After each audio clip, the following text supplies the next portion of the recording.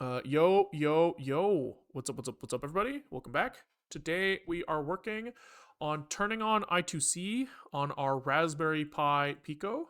Well, this guy. The context here is that I have this Xbox controller. He has paddles on the back. Wow. It means that when I play Fortnite, I can press a button on the back so that I can, enter build mode and not take my fingers off the stickies. Wow. Exciting, right? Problem is that on the controller firmware, you basically have to like remap the paddles to other buttons, right? So what I do right now is I map left paddle to D-pad up. And because I'm never going to press D-pad up with my left thumb, but being able to press it with the ring finger, pretty sick. But that's kind of like suboptimal. I would prefer if the paddles were their own buttons, right? I'm on a computer, I'm not on an Xbox, which means that, my computer should be able to interpret more buttons as, more inputs, and I should be able to bind them separately, right? I should be able to use both the D-pad and the paddles at the same time as different actions. And so we were kind of on this quest to reverse engineer the firmware on this guy so we can fix it. And, I don't really have many leads right now. I'm not very good at reverse engineering. But the one lead I have right now is when I pop this guy open, there's a chip on here with a name I can Google. I punch this into Google and I get a data sheet. Was it AT24C64? For 2-wire serial EEPROM, right? So there's some storage on this guy. What's in here? Who knows? Maybe it's something cool, right? And so I'm thinking maybe we look at what's on what they're storing in here, get the tasty data, and maybe we'll gain some insight on what the fuck this thing is doing, right? And so that brings us to where we are today, where we have this Raspberry Pi Pico. He's hooked up to some duplicates of that EEPROM. I bought a couple things. You can just go onto DigiKey and buy them, turns out. And we want to talk to him and see what's going on. So we have kind of like the skeleton of a Zig program running on this guy, right? So here you can see I've got hello coming over the serial, and there's a little blinky light on this guy. You can kind of see it. Blink, blink, blink, blink, blink, blink, blink. Wow, exciting stuff, right? So we have like a program that we are running, and now we need to set it up to talk to I2C. Let's see what's going on. So we just spent the last. Can we get more blink shots? Yeah, sorry. Well, I don't like calling them blink shots. That feels a little crude for some reason. But anyways, we are going to. We spent like the last couple hours reading about what this guy wants in terms of getting I2C set up. We will note that typically you would use the Raspberry Pi Pico SDK, and you can just type in like run I2C and it'll do all the hard work for you. But we're taking this as an opportunity to learn some low-level programming, right? And so we're doing it the hard way and kind of writing to all of the hardware. We're talking to all the hardware on this guy ourselves. And so we spent like the last couple of hours reading about what the expectations of this I2C controller are. And I think we understand it to some extent. To give you some background, let's pick up where was like the best diagram on here. There was a good picture in here that we can reference. Probably this picture is pretty good. If I could zoom in, thank you. Okay. So I2C, what is it? It's a 2-wire protocol. The 2 wires are a clock line, SCL, probably, I don't know what the serial clock probably, and serial data. The kind of like overall transmission flow is that these 2 wires, they start high, right? They're both kind of sitting up there, sitting at high voltage. And then you grab the data line and you yoink them down. You go, yo, I am in charge. I'm Mr. Master, and I would like to start sending some data, please. And then all the guys sitting attached to those same 2 wires are like, oh, better listen up. What's going on, right? And he goes, okay, here I'm going to send the 7 bits, hand wavy, of address, and 1 bit of whether I want to read or write. And then you'll have like 5 guys on the bus, right? And they'll go, well, only one of us is that address. And he goes, oh, that's me, that's me. And he says, I'm here, sir, I'm here. Great, right? Then he can just write data or read data, right? So he can either say, where were the other pictures for reading and writing? They were blue. Yeah, so once he like acts, then either we can start sending data to him and he'll act every time he gets a byte. Or he can send data to us and we'll act every time we get a byte. So pretty straightforward protocol. And then at the end, once we're like done, we're like, okay, yo, we're finished. We we just put everything back up to high, and we go, nothing's happening. Just chill the fuck out. And then later we'll pull the line down and talk to someone else later. This is all configured and controlled through some controller, right? So we don't in software wiggle the bits manually. There is a way you could do that. It's called bit banging, but instead, we have a actual physical piece of hardware on this guy that does the I2C talking for us. And so we instead have to ask him to perform these operations in some way. And so our understanding at this point is that we have to give him a clock that's relatively fast. And he will like kind of divide that clock into, oh boy, he's bit banging. No, we're not bit banging. We're not bit banging. We're not going to do it. So we have to configure a clock so that this guy can move at some expected rate. Set up I2C outputs. So we need to like configure which pins on this guy, right? There are many options here. We're using these ones down here, but we could use these ones or these ones or these ones or these ones or these ones, right? They're all hooked up to all the outputs. We still have to configure these guys. We have to set up the controller in master mode, right? Because we are the ones in charge. We are not acting as a client. We have to set up his like clock dividers, and then we will try writing something, and then we'll see what happens. We'll probably have to do some like diagnosing and debugging at that point. But we'll see how it goes. And then if we get there, then we can hook up to EEPROM. But I suspect that if we get to here, I'll be very happy for the day. So we'll see where we end up. We will see. But yeah, let's get moving. Let's do some clock configuration. So I didn't actually do much reading on this part today. I figured we'd probably have a pretty good idea because we've done some clock configuration in the past, right? When we did serial input the other day, we did have to configure the crystal oscillator. So this guy's up and running. We have some crystal clock source. We shoot this rock with some electricity. Pew pew pew pew pew. He goes dodge the bullet. He gets he gets electrocuted and starts vibrating, right? And that gives us a 15 megahertz waveform. If I remember correctly, this is, zoom in please. That's this guy. This guy's a 15 megahertz clock. We could use some like fancy circuitry to make that go even faster, right? But we don't have to. But that's what these like PLLs would be for. Yuzuri, thanks for the prime. Much appreciated. Then these are all connected to all of these clock sources. So every clock input is connected to every clock source. And the one that we need to configure is clock sys. So clock sys is the one that is used as the input to the I2C controller, as far as I understand from what we read. Rock goes burr. Yeah, exactly.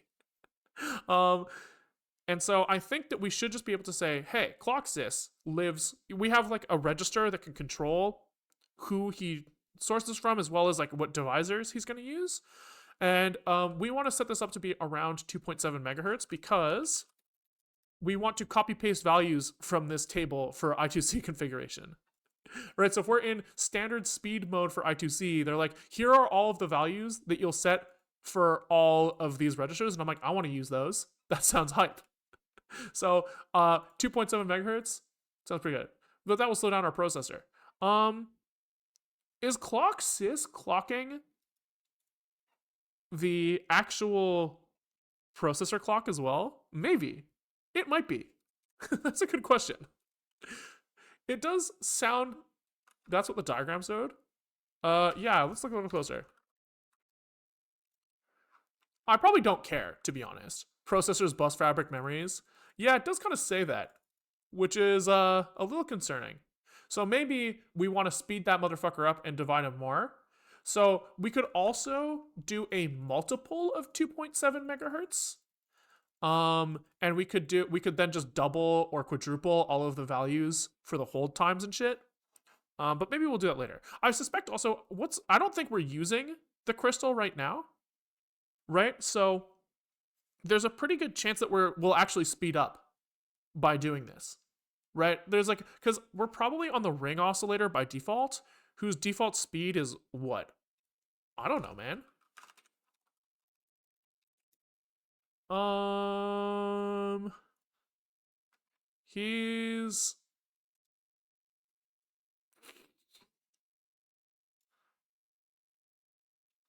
does this, if we look at like ring oscillator, um, frequency of the ROSC is programmable. During boot, it usually runs at 6.5 megahertz. It's guaranteed to be in the range of 1.8 to 12 megahertz. So we don't know, right? If I remember correctly, this thing is like super variable, but it's probably around here. So we would be slowing it down. So I do kind of like the idea of just doubling up. Maybe. Like, what's 2.7 times 4? 10.8. I guess we could just run it at like, we could just run it at 12 and then divide by more in the standard sections, right? We could just like do the math of like, 12 over 2.7 and multiply everything by 4.44 or something. And that's probably fine. So I don't think there are strict requirements on the I2C clock timing. Really, the only thing that the clock is for is to tell the clients when they want to read, right? So we go like, hey, we move the clock up, now look. We move the clock down, look. Clock up, look, type shit, right? I think it's actually only on ups. So that you're not like changing the data lines while we're reading. So as long as we're kind of reasonably close to whatever their expected values are, I think it's probably fine. So let's do that. Let's just say configure clock sys. In reality, we could probably leave clock sys as is. But then we wouldn't really have a good idea of what the frequency is because the ring oscillator isn't like consistent. So let's just say configure clock sys to use X oscillator. And then we'll say down here, when we say table 450 to set up the clocks, remember that clock sys is 12 megahertz. Okay, I think that's fair. And then we can kind of figure it out from there. Okay, so all we should have to do then is look for the clock sys register. Clock sys control, maybe? Nice. Okay, so this guy allows us to say, yo, I want to be configured by the ring oscillator. This can be changed on the fly, but we probably don't care. So usually if we're like, yo, clock sys divider usually starts at 1, so no division. Okay, hype. So we should just only have to set this. This will glitch when switching. So I'm a little bit concerned if this guy's driving the processor. Are we like, what happens when we change them? Is there like a special section about clock sys in here? Generators, multiplexers, divider, duty cycle.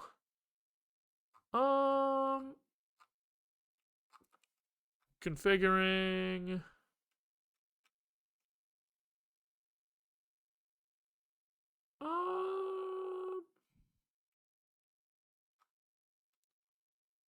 None of this really, it doesn't really say that we should be scared. But I kind of feel like we should be scared. Am I crazy? He does just say like fucking you can switch it over. That seems fine.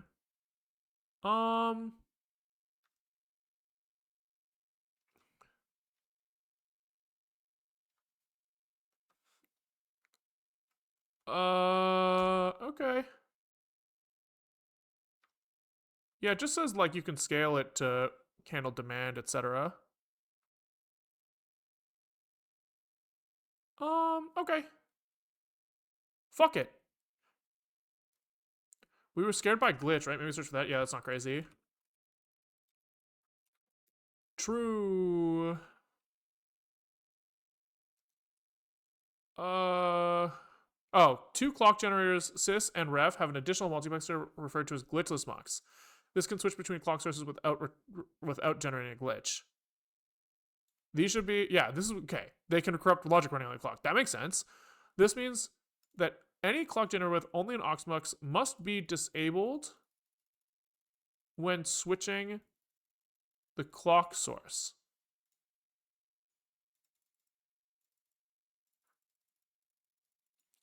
The glitchless mux should switch away from the aux mux while changing the aux mux source.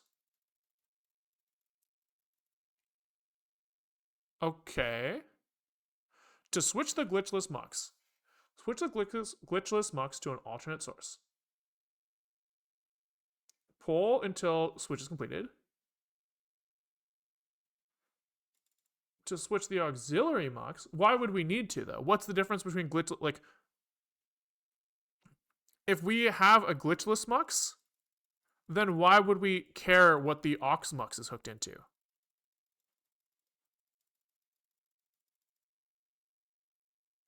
Shouldn't we just set, like, don't we just use the fucking glitchless mux? I don't really understand.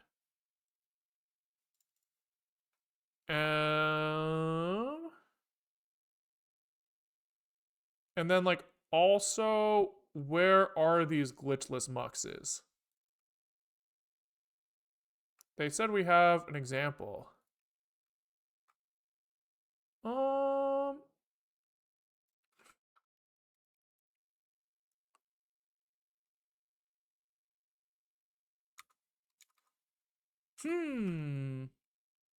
This all reads like a tongue twister.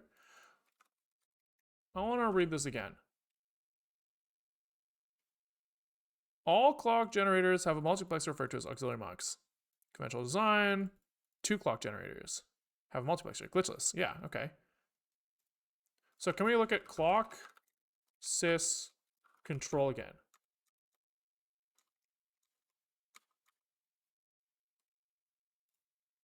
So we have aux source.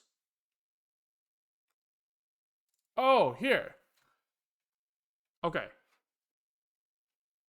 Glitchless multiplexer does not switch instantaneously, so software should pull its register to wait for the switch to complete.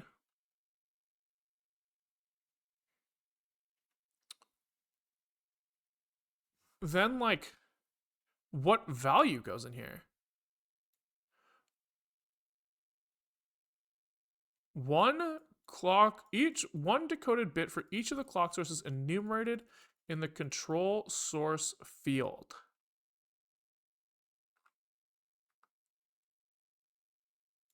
At most, one of these bits should be set at any time, indicating the clock is currently present at the output of the glitch's mux.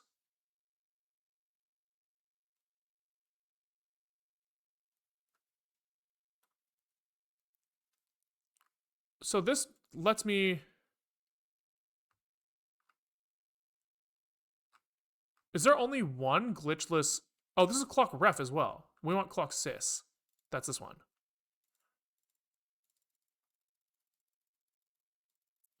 Okay, so he's saying it should match what's in this field here. I think I understand now. I feel like I understand. Okay. So the glitchless mux has 2 options. The one we fucking boot off and the other one. And so we set the other one, then pull the glitchless thing. We have to, yeah, we probably like set this one and then okay, now I understand a little bit now. Let's go back to where they explain the glitchless transition. Okay, so we switch the glitchless mux to an alternate source. Pull selected. To switch auxiliary mux when the generator has a glitchless mux. So we started on clock ref. Yep. We're already completed. We started here. Change auxiliary and then switch it back. Oh, sure.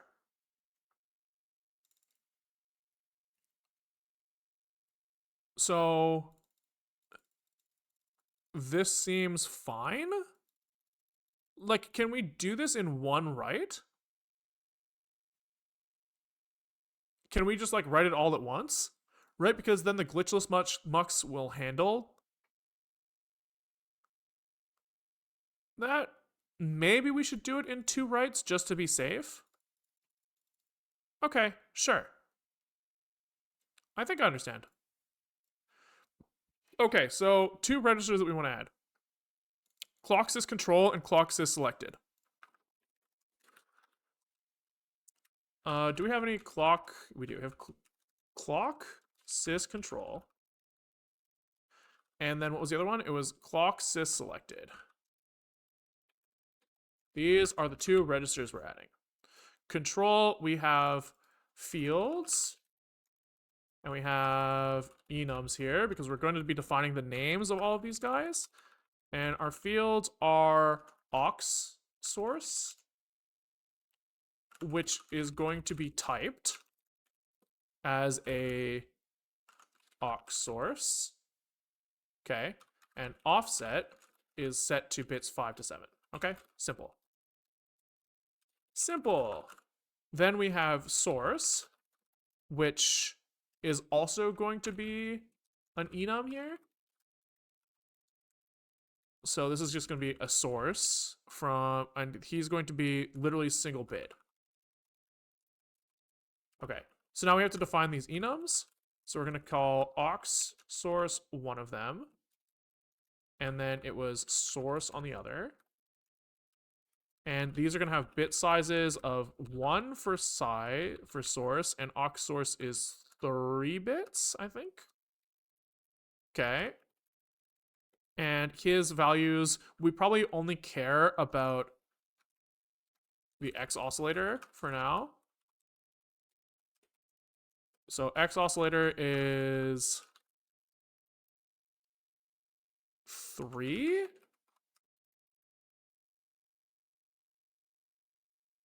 And that's probably the literal only thing we care about right now. And on source, we have ref as 0 and aux as 1. I think that's what it says. Okay, that build? No. JQ? 8. Double colon here. Oops. Okay, so that parses. Does it build? Cool. And then the other one was clock sys selected. So this guy is literally just the whole shebang. So he's kind of like a bit mask for each of the clock sources enumerated in the control source field. So I guess this is kind of like, if I understand this correctly, we should have 2 fields, right? We should have ref at bit 0 and aux at bit 1. That's kind of what I'm understanding when I read this. But we'll see. We will see. Okay, so now we have these register definitions and we have to hook them up. So sys control is offset 0x3. So we have registers, clock sys control initialized with base plus this. And then we have selected, which is clock sys selected, probably. Restart this guy to make sure that the autocomplete is hooked up correctly. He reparses the new generated file. And okay. So can we do like init sys init clock sys? Okay.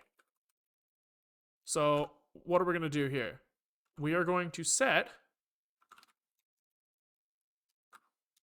the aux source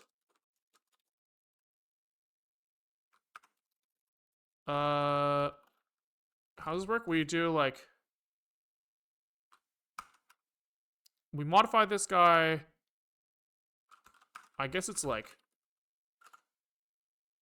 what do we call this? Aux source. We set this to X oscillator. Autocomplete doesn't work here, unfortunately, but I think that's right. That should build. I guess we have to call this function to check. Init clocks this. Okay, cool. That builds. Then we are going to, once we set that thing, modify the source field to aux. And then we are going to poll for the glitchless generator. You know, while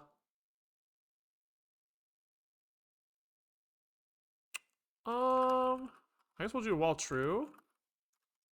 And we'll do this. We'll say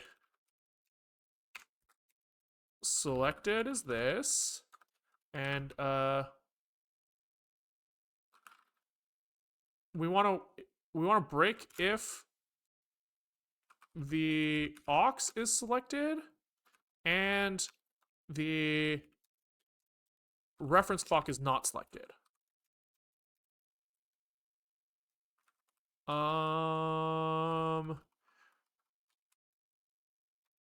I guess we'll do it like this. Then we're done. Sure.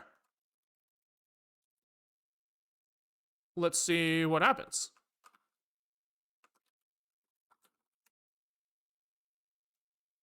Okay, so we did make it through that initialization, which is good. I'd be kind of interested to see what, like, clocks syscontrol read. Can we just, like, breakpoint here and take a look skis?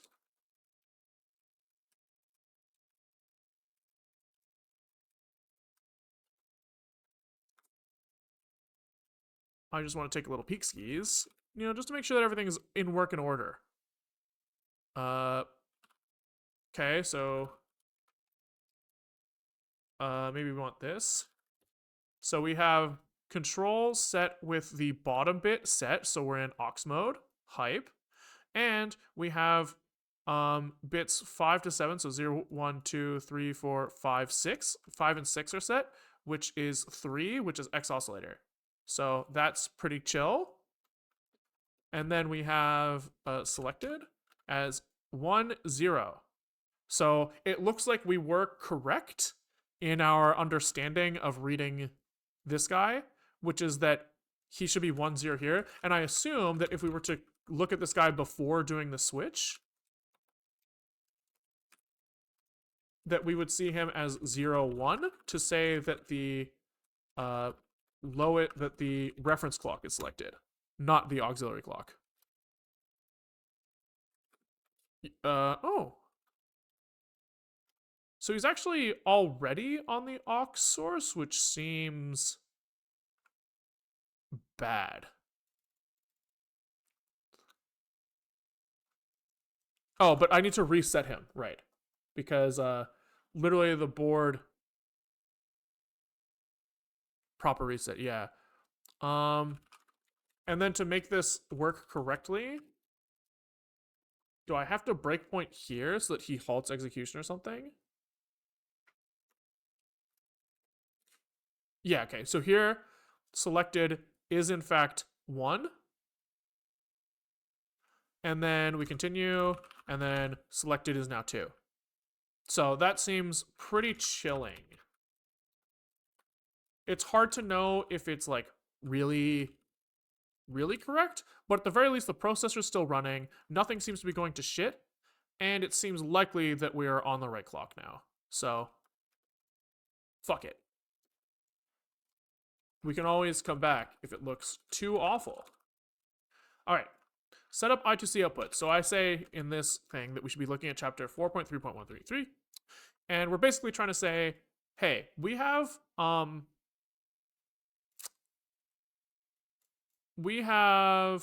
bunch of pins on this guy, right? And a lot of them can be configured to be in different output modes. But if we want to use I2C, then we have to do a few things, right? We have to say, one, please connect these pins to the I2C controller. We have to say a few things like, hey, could you drive this pin high by default? Because the I2C bus expects to be able to pull things down and to like let go to let it go back up. So we need to like connect whatever internal circuitry we need to basically make it look like we have like voltage high, and we need to make sure that like the data and clock lines are kind of like connected through a pull-up resistor, data and clock. Maybe clock is actually fine to not be pulled up. Clock might be kind of just driven directly, so it might just be fine. It might be only data, but we have to make sure that like when everybody like doesn't try to do anything to this thing, that it's high, but you can like be pulled low, right? So you need this resistor here so that when it's floating, these guys are connected. But if somebody like connects this to ground, it doesn't like short this motherfucker. Both should be pulled up. That sounds reasonable, but I'm not sure I don't know if the clock side is a safety thing, because I would assume, because when we're not driving, it probably wants to be high as well, because that's the kind of like default state. I wouldn't be shocked if the high pull on SCL wasn't necessary. Oh, you can have multiple masters. That makes sense. Sure. But we don't. But sure. Oh, so that means that since you can have multiple masters, the circuitry of this guy never drives it high explicitly, because that would fuck everything up. So he can only pull. Everybody's like only ever pulling. Got it. Okay, so they're saying pull up enabled, slew rate enabled, Schmidt trigger enabled, all three. We did some Googling here in happy hour. Slew rate is basically like, how much it looks like this versus like this, right? So basically, the way people described it to me from chat is that this draws more power, right? And emits more magnetic fields and stuff, right? Because like the more wiggle, the more things are changing direction and shit in the wire, the more electromagnetic fields are generated, and the higher current that there is. Oh yeah, why we explained it, right. Because we were talking about this pull up here, and basically, if this pull up is like, imagine that these wires are like directly connected, no resistor. It basically means that this will this will short, right? So that's really bad. But this will like always be driven high. If you make like a really, really small resistor in here, it means that as soon as you release this guy, it will very quickly be pulled back up, because this is like almost directly connected. And the bigger the resistor is, kind of like the slower this thing goes back up. And so I think that's what we're talking about with slew rate. Schmidt trigger is like, if you have like high and low on here, you might want some sort of like hysteresis value, right? So when you're going low to high, you kind of want it, you'll actually consider the transition done here. And when you're going high to low, you'll consider the transition done here, which means if there's any like kind of like jitter in this thing, right? If he's kind of like less smooth than that, he's kind of like more like this, right? It means that like you won't accidentally go up, down, up right here, right? You'll have like a little bit of wiggle room so that this like jitter won't trigger like blop, blop, blop, blop, blop, right? So that's kind of what all three of these guys are doing, if I understand correctly. But I probably don't. I don't know what the fuck I'm doing. Let's be clear about that. But we should do some sort of like function init I2C, we'll call it. And in here, we will set up the pads for the I2C pins. So we'll say, what are the I2C pins we're looking at here? GPIOs 16 and 17. So we'll say clock pin is 17 and the data pin is 16. And I guess for each of these guys, data, can we do this? I guess if we do it as GPIOs, which I guess are probably U8s. We should be able to be like pin here. We could actually probably combine this into one write, likely. We'll see. So we want to, what was it? It was slew rate, slew limited. We want pull up on. We want Schmidt trigger enabled, and we want the function select I2C. We want to do all these things. We already have function select. So let's start there.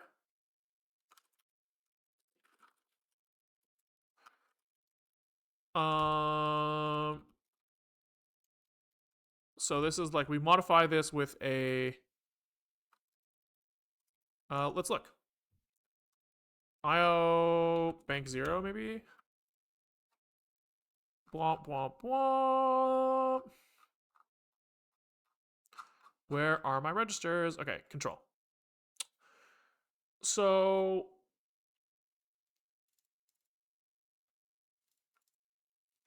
I think we usually just set the function select here.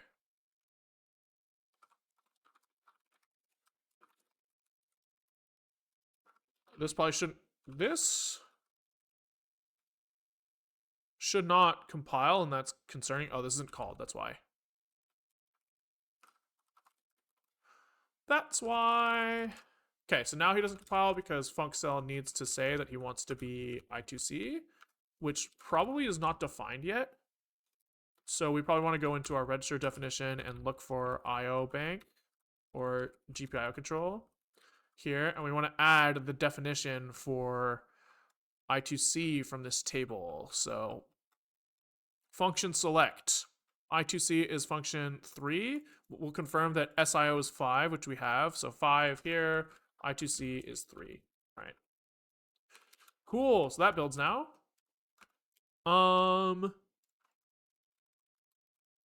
Okay. And then how do we turn on like the Schmidt trigger and shit? Pull up. There we go. So this is on pads bank 0. We can configure these for multiple GPIOs at once. It looks like these are masked values. Cool. So do we have this guy anywhere? We have pads bank 0.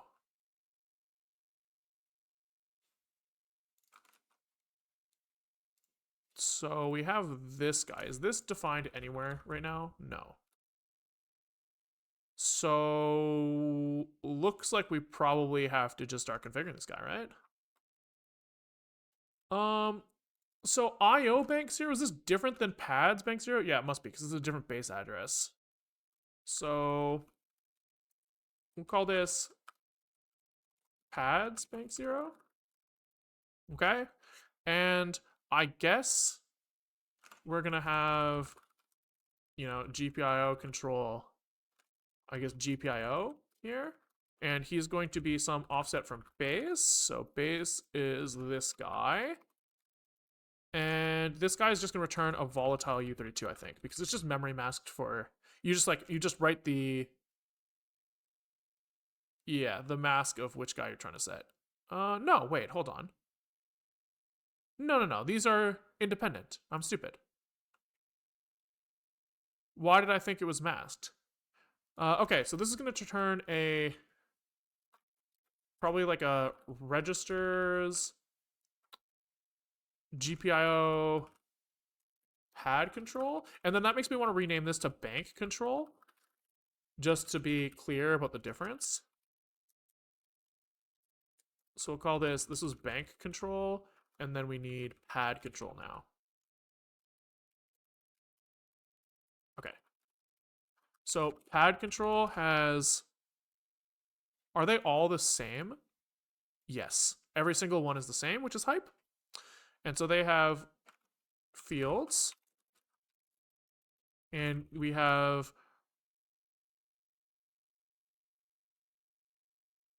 are we not using this anywhere? This looks familiar. Output disable and input enable. Oh, but these are defaulted to being on, so we just never set these.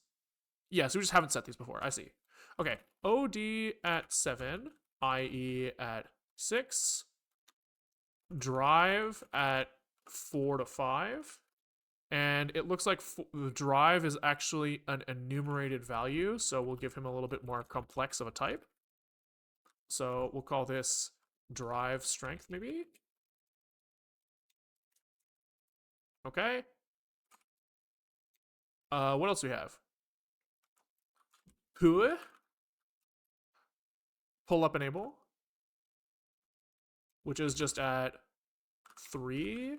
We have PDE at 2, and then we have Schmidt at 1, and slew fast at 0. Okay, so now we have drive strength enum to define. Okay, so drive strength is, I think, a 2-bit value. 0, 1, 2, 3, yeah, 2 bits. And his options are, I guess we'll just put the unit first, because I don't think you can start with a number here. So milliamp 2, 0, 4, 8, and 12. Looks like 2, 4, 8, 12. Yeah, that seems right. Okay. Cool.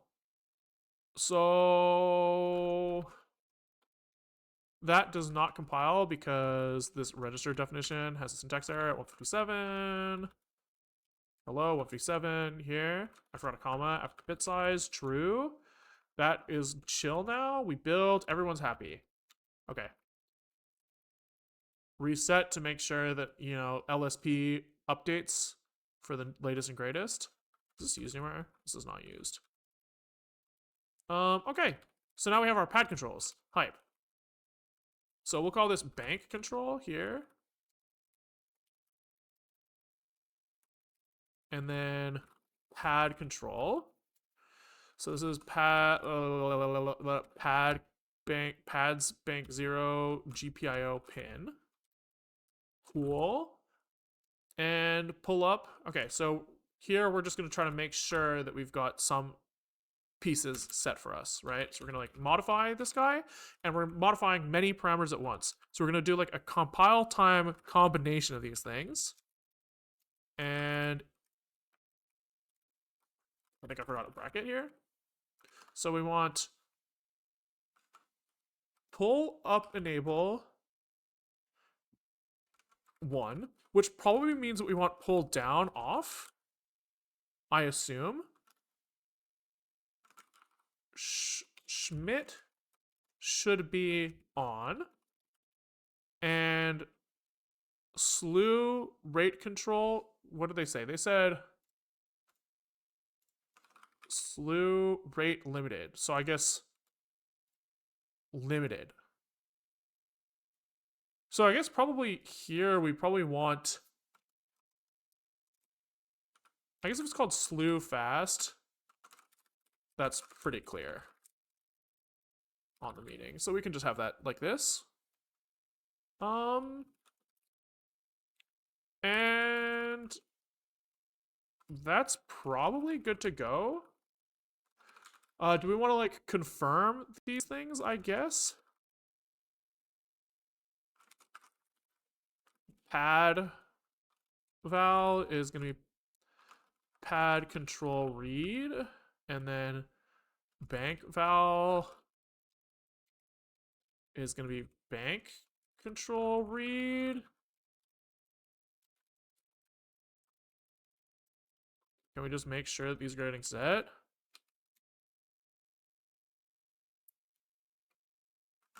And then was there anything else? It might be better to just fully initialize this stuff, huh? Instead of only modifying what's there, we should probably do everything that we can. Hold on one sec, somebody's at my door.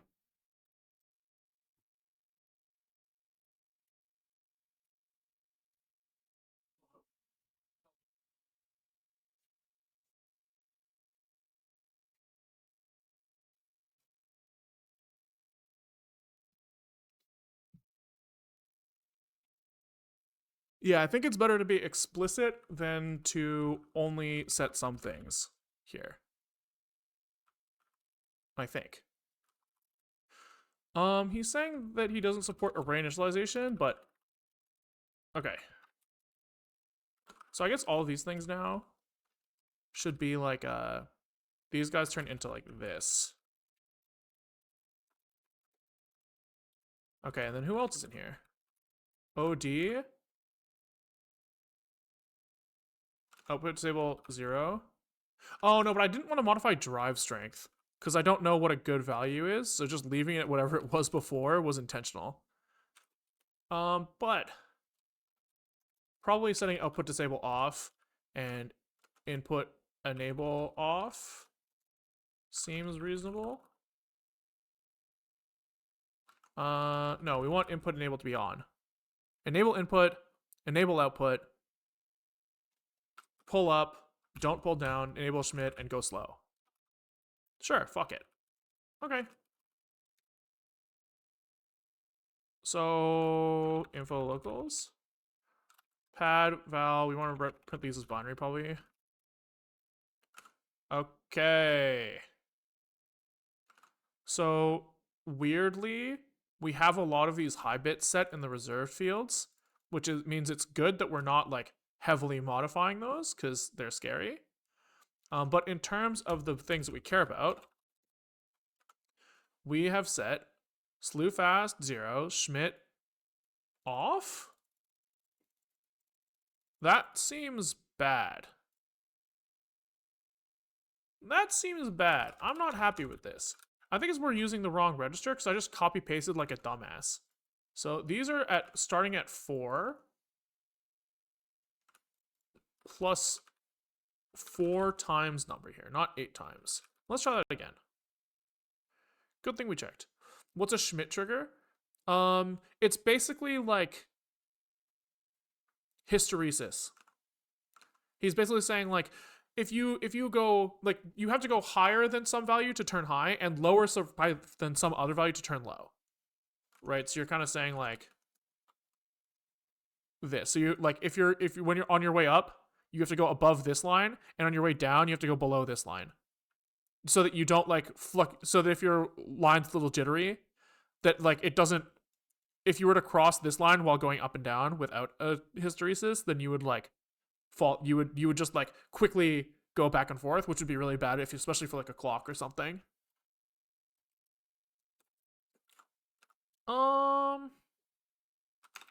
Info locals, okay. P pad val. Okay, that looks much more reasonable.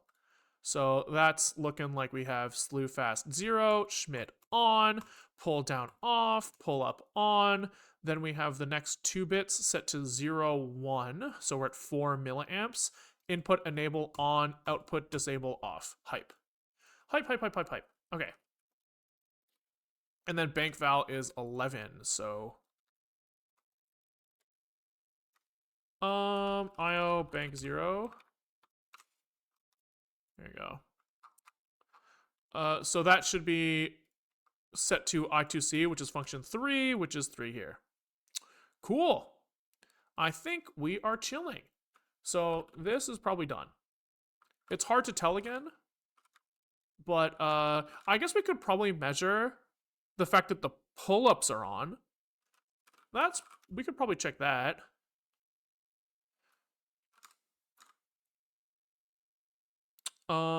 So maybe I turn on the oscilloscope, which is probably a little bit overkill for this, but it's fine. Could use the multimeter as well, but fuck it. I'm going to connect this to the output line here and ground. You guys can't see it, but trust me. And weirdly, it looks like it's negative 5 volts or something. Or my oscilloscope's in a fucking weird state. No, it does look like it's negative. Did I oh, because I hooked these up backwards. Okay, never mind. That just means that it's on. Okay, so I'm not going to bother showing you guys. But that thing sure is pulled. And if I connect it to the other one as well to check both pins. Also -5. Okay. Cool. We're chilling there. So these guys are pulled high at the very least. Hard to tell anything else, I think, but good enough. Good enough. Okay. So turn on master mode. This is in section 4.3.10.2. So we want this guy to be in charge of all the other devices, which means that we have to go through these steps. I don't understand why, but they wrote them down, so surely it's important. So we're gonna have to talk to this guy. IC enable and IC con, IC tar, IC data. So I guess we just go one by one. Okay. IC enable. What's he got? What we got? Bit 2, bit 1, bit 0. So 2 is TX command block. We have abort. And we have enable. Does not look like we have any enums to worry about. They're kind of encoded in the name, so I'm not too worried about it. Then we have IC con. So this guy's got a lot more stuff. Okay, so fields. What we got, baby? Stop det if master active.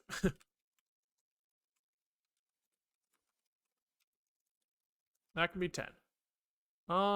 This feels like a copy paste job. I'm not gonna lie.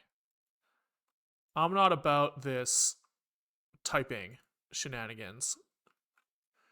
So we just gonna do this, copy, paste, and delete anything that doesn't look like what we're talking about.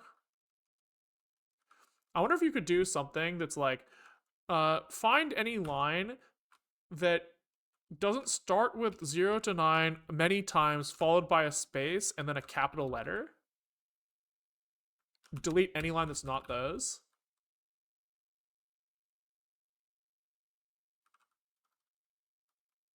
How come this...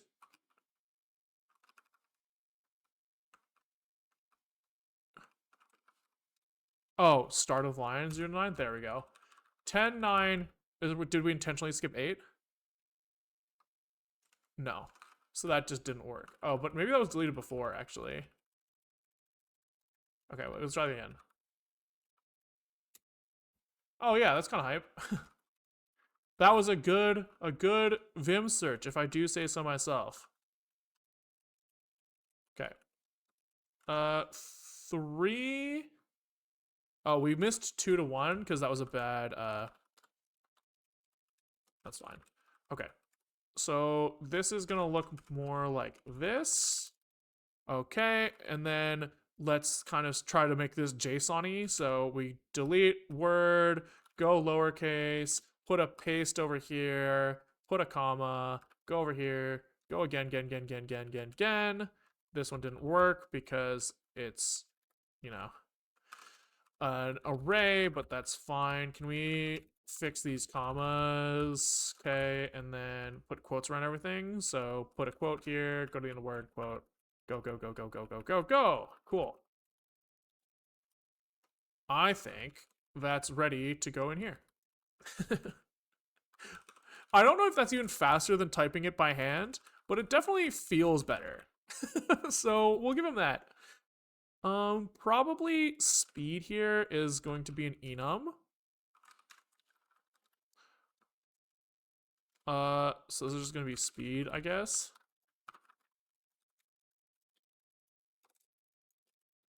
You got the style points for sure. Yeah, hell yeah, dude. Okay, and then we have enums here, and we have speed, bit size 2, and fields of some stuff. 1 standard, 2 fast, 3 high, but then there's no 0. Okay. Sure, fuck it. 1. Oopsies, it's standard 1. What is in this language? This is like this. There we go. You also get the practice from the list length is 1,000 instead of 10. Hell yeah, dude. Fast, high speed. High speed, and this is 1, 2, 3. All right. So cool. So that's that guy out of the way. Then we have IC tar and IC data command. Okay.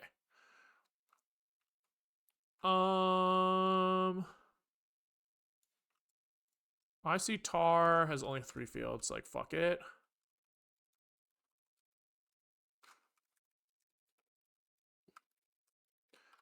IC tar. So it was speed, I think was the first one. Or special, my bad. And GC or start 10. And then IC tar is 0 to 9. Inclusive. Okay, and this is just target address. This is 0 to 1. Yeah, so I'm not really worried about special types for any of these. And then what's the last one? Data command. Fields, what we got?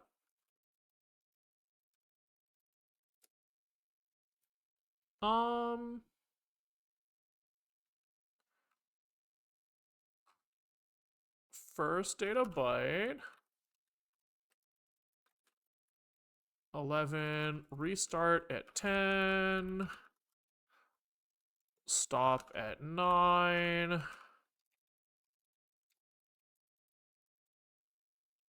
command at 8, and then data at 0 to 7. I'm gonna call it data because I'm not a fucking, we don't need to abbreviate that shit.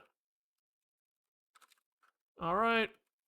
And then I think none of these really need to be enum. They're all just kind of 0, 1. Yeah, okay. Chill. No syntax errors. Huge for us. And now we can start doing some stuff, I guess. Okay. So what was the sequence? We're gonna say init master mode. Init I2C master mode, I guess. This could probably be in like a namespace or something, but whatever. Okay. 4.3.10.2.1 in RP24D datasheet. Don't ask me why. Okay.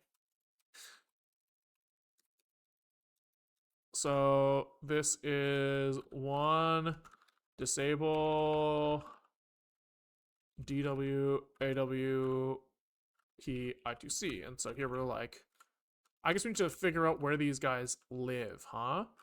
So I guess technically we're gonna kind of do the same scheme where I2C, there's kind of 2 blocks of them that have kind of different offsets from the same base. So I think we can kind of do this.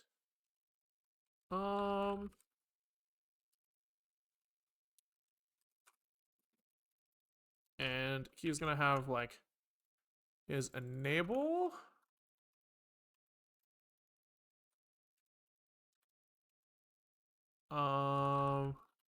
Like this.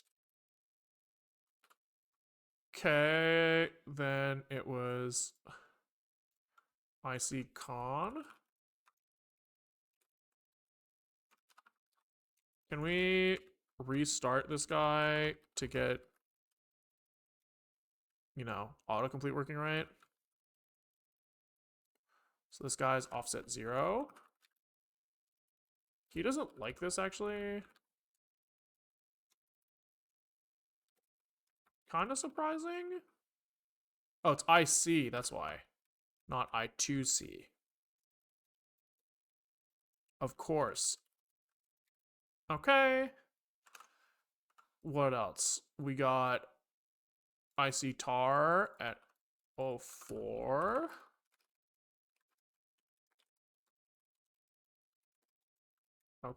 Okay. And data.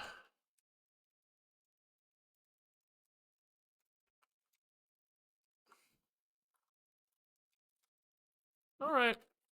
Hype. Let's kind of sort these a little bit. Okay. And then we say const I2C 0 is going to be I2C at somewhere. I2C base. IC base. IC0 base.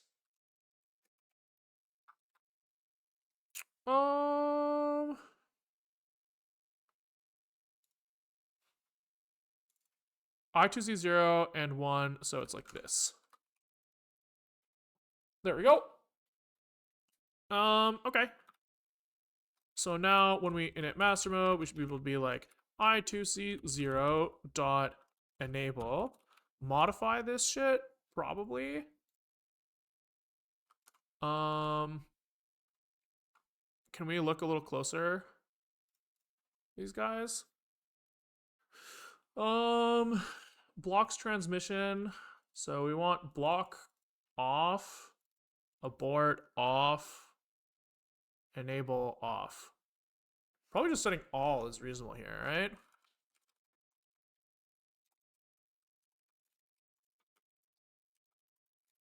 I think. TX command block 0. Abort 0. And enable 0. Okay. Chill. And we'll just say while we're here, you know, init register in general. Maybe we can put this on like these guys. If we do it like this, that makes it kind of clear to me. Okay.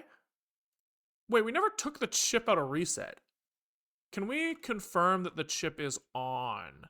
Is there any like read that we can do on this thing that gives us like an identifier of like what this motherfucker is?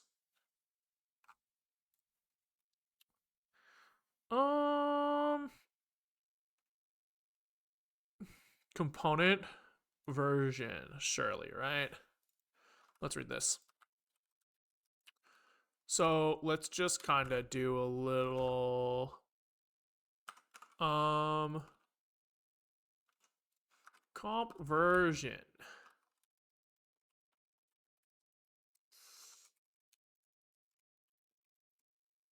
Base plus this. And then here we should do like okay.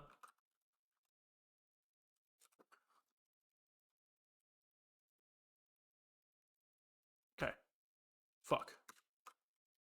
Here we need to do pointer from int here.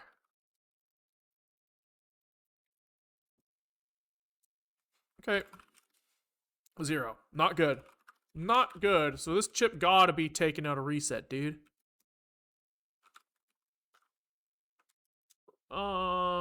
Atomic clear of I2C 0 doesn't exist.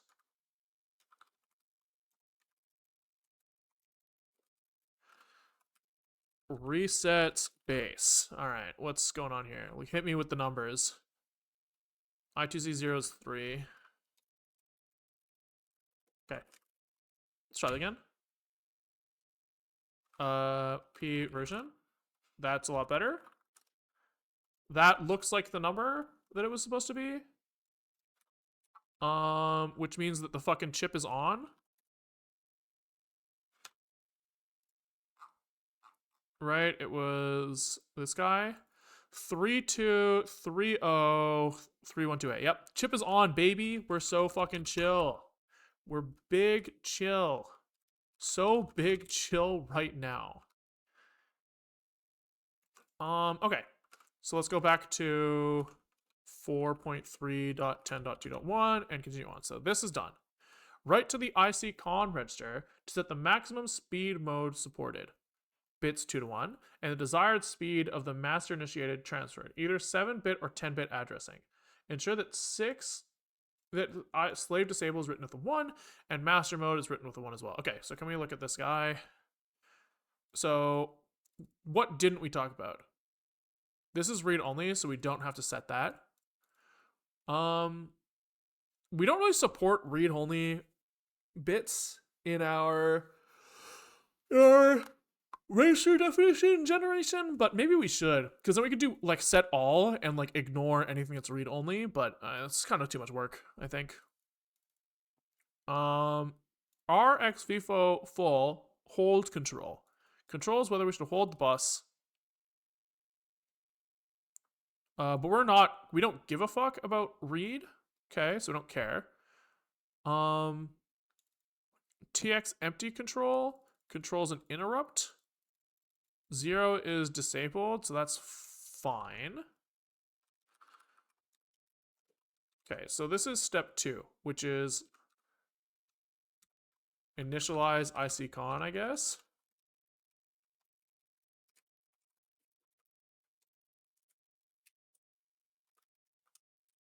Okay.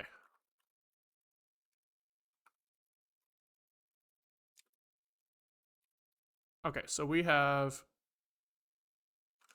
want TX empty control off. We'll do another like init other fields that sound interesting.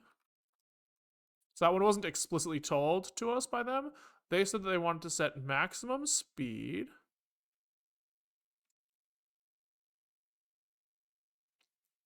Well, so they said 2 to 1, 4, 6, 0. Okay, so they didn't talk about 7. In slave mode, we don't care, so we'll just leave it. Slave disable is it IC slave disable? And this should be a 1? We should be disabling slave mode, yeah. I'm realizing now that we have typically been camel casing these guys. So I'm kind of not a fan of all of these underscores. I guess I don't care. I don't care enough to fix it. It's easier to copy paste it that way. Consistency, fuck it. Restart enable, they don't talk about. Determines whether restart conditions may be sent when acting as a master. Some older slaves do not support handling restart conditions. However, restart conditions are used in several operations. So we just probably can leave that on, I guess.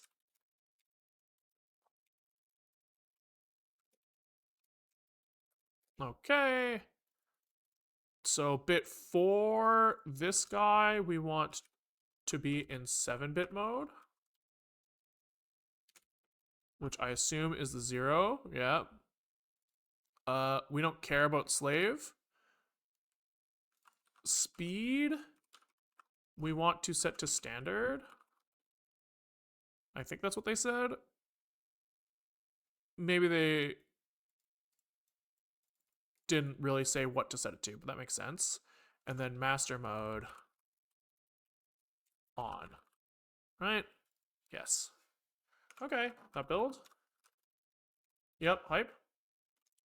Okay, then step 3 is the target address. So here we are hard code to EEPROM addE, which we will fix to 0, which we will set to 0. in hardware, I guess. Right? Because I think AT24C64, I think they said the address lines, we have 3 bits of address, which is not all, because we have 7 bits of address space. So what is it supposed to be? Where do they fucking talk about this? We saw it somewhere, but it said something about like alternating 1010, I think. Here, device address. I was literally like on it. I just didn't fucking read.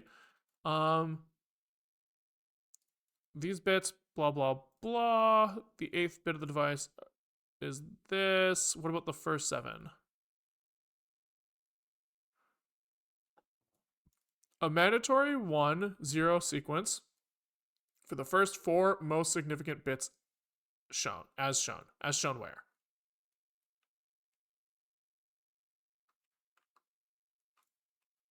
As shown. As shown. Of course. I assume they just mean 1010. Oh, here. As shown. 1010 bottom 3 bits should be grounded in hardware. Okay, so this should be address is 1010 and this should be a U7. Yeah. Okay. Cool. So we write to IC tar, and this register also indicates whether a general call or a start by command is going to be performed by I2C. True. That is true. It does do those things. Are you saying that I should initialize those things, or are you just saying, like, just letting me know? Just like, just in case you cared. That register also does some other shit. Okay. What the okay, special. This bit indicates whether software performs a device ID or general call or start by command.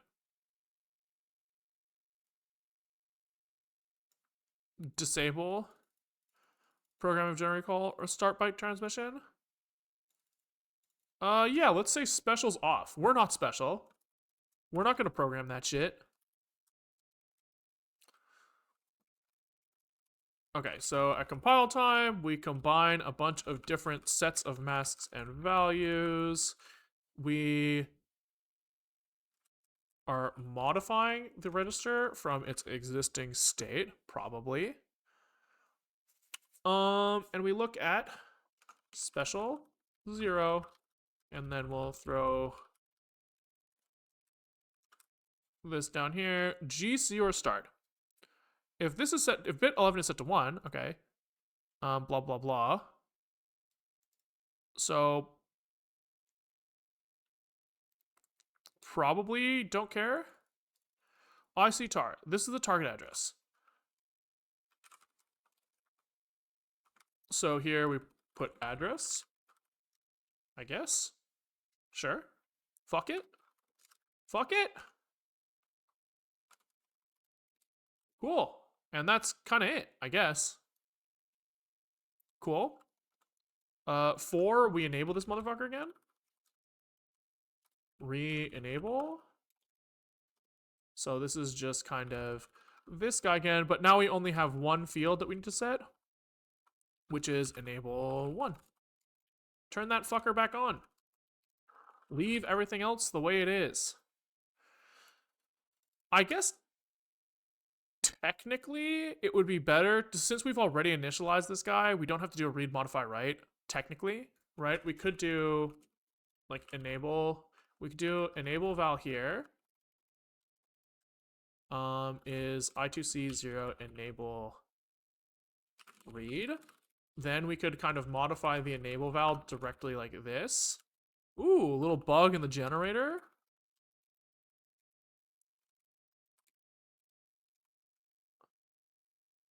Right? Then we write this back. So we say I2C 0 enable write with enable val, right? And then down here, we say enable val modify with this. And then write it again. So this kind of prevents us from having to do another read of this guy. I will say this abstraction is it's kind of turning out nice, right? Like that, it's supporting almost it supported every use case we've needed so far, which is pretty sick. I guess technically we don't know what the reserved values in here do. Like they probably do nothing, but like theoretically they could be like, I don't know, exposing some internal state. Do you write the 8th bit of the address or can it be whatever? There's only 7 bits of address space. The last bit is used for write enable. So good eye. I'm glad you checked, but I think it's fine. I think it is fine. Write transfer direction and data to be sent in the I2C data command register. And then does this like just start fucking sending bits? No, surely, because we haven't set the clocks yet. So how could it? So I'm kind of feel like we should set the clocks first. So let's kind of say that we've turned on master mode. Let's kind of claim that this is done. And then set the clocks, then scope it. I think that's probably the play. I think that's the play. Okay. So we have in I2C master mode. Can we set the clocks without master mode being on? Not really sure. 4.3.14.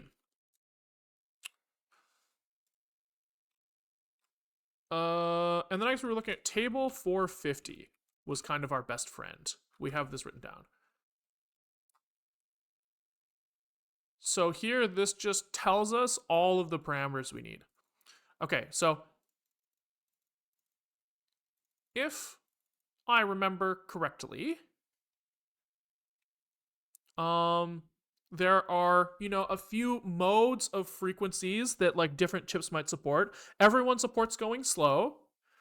And there are like these parameters that we have to configure for the clocks. And so what it is, if I remember correctly, is that we have some reference clock.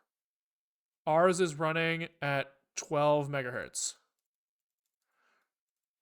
And basically the parameters that we want to set are things like, I don't remember what spike length is. This was some sort of like jitter helper or something. But I remember some of them at the very least were like, low time is like when the chip goes low, how many clock cycles do we wait? So if we were waiting 3, it'd be like 1, 2, 3, then we're done going low.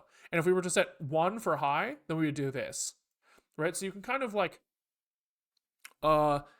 you can have different gaps for high and low, which probably is helpful in some cases, but I'm not going to configure it that way. So that's kind of this and this, I guess. Then they have high time here and here. What else do we have to configure though? I want to kind of scroll up and just make sure. So we just have to specify these guys.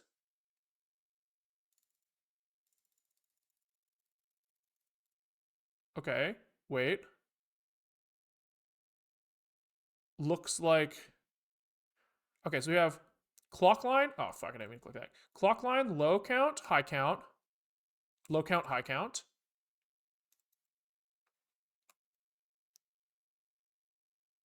High count, low count. Then spike length, hold, and setup. Okay, but this is fast. I see FS is for fast speed. But it also says SS for standard. So I don't know why there's an FS in this name.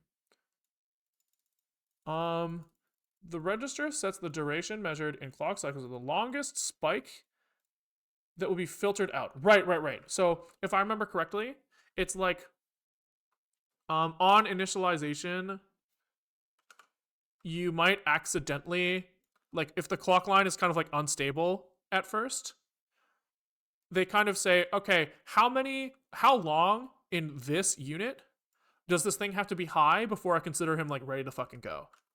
I think that's what this is talking about. I don't really understand why the clock would ever be unstable like that. But yeah, this diagram here is kind of showing the same thing. Yeah, I don't understand why this would ever happen, but apparently it does. So we should worry about it. And we can just copy paste the values that they said to use because I don't know what the fuck we're talking about because I'm not an electrical engineer. I guess that's a bad excuse. A better excuse is because I'm a dumb piece of shit. There we go. I don't want to limit this to because I think I could learn this stuff despite not being an electrical engineer. So I just want to be clear that the reason I don't know is because I'm dumb and haven't tried, or one of the two, not because I don't have some profession. We'll be clear. Okay. So we want, let's write down here. We want low count, high count, and then there were FS spikeLen, SDA hold, and SDA setup. These are the values that we want to configure. Or maybe that we can leave default. Like, what is hold? Let's start with low count, high count. So this is literally just one number in the bottom 15 bits. And this is in units of what? This sets SCL clock low period for standard speed. For more information, refer to this. Yep. This can be written only when the I2C interface is disabled, which corresponds to IC enable register being set to 0. Okay, so we should be setting this. It's weird that it doesn't talk about setting up the clocks in the turn on master mode sequence, but we should do this there. So we should write down here that initialize clocks, clock parameters. This is not specified in the init master mode chapter. However, clock some parameters, some, maybe all, I didn't check, only are writable when the enable bit is false, is 0. So we might as well do it now. Okay. Cool. Hello. Okay. So what is like the unit of this thing? Minimum valid value is 8. Hardware prevents values less than this from being written, and if attempted, 8 set. Okay. So I assume the unit here is how many clock cycles, but that's not what table 450 said, right? Here he said low time in IC clocks, 13, low program value, 12. So it's like one off, I guess.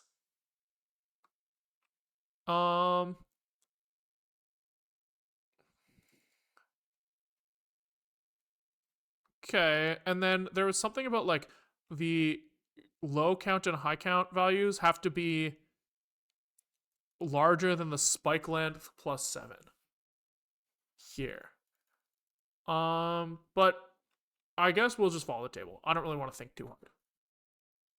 So we'll start with spike length. I think that's fair.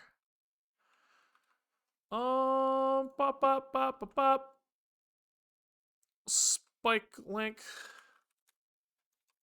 FS Spookland. Okay. So this is just bottom 8 bits. So IC FS Spikeland like this. And I guess this is like literally just like one field that is, you know, val, I guess, value. And this is 0 to 7. Okay.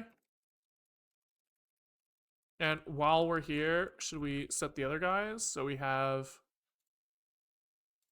the high. It was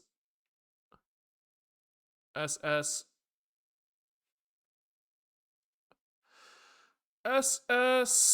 SEL high count.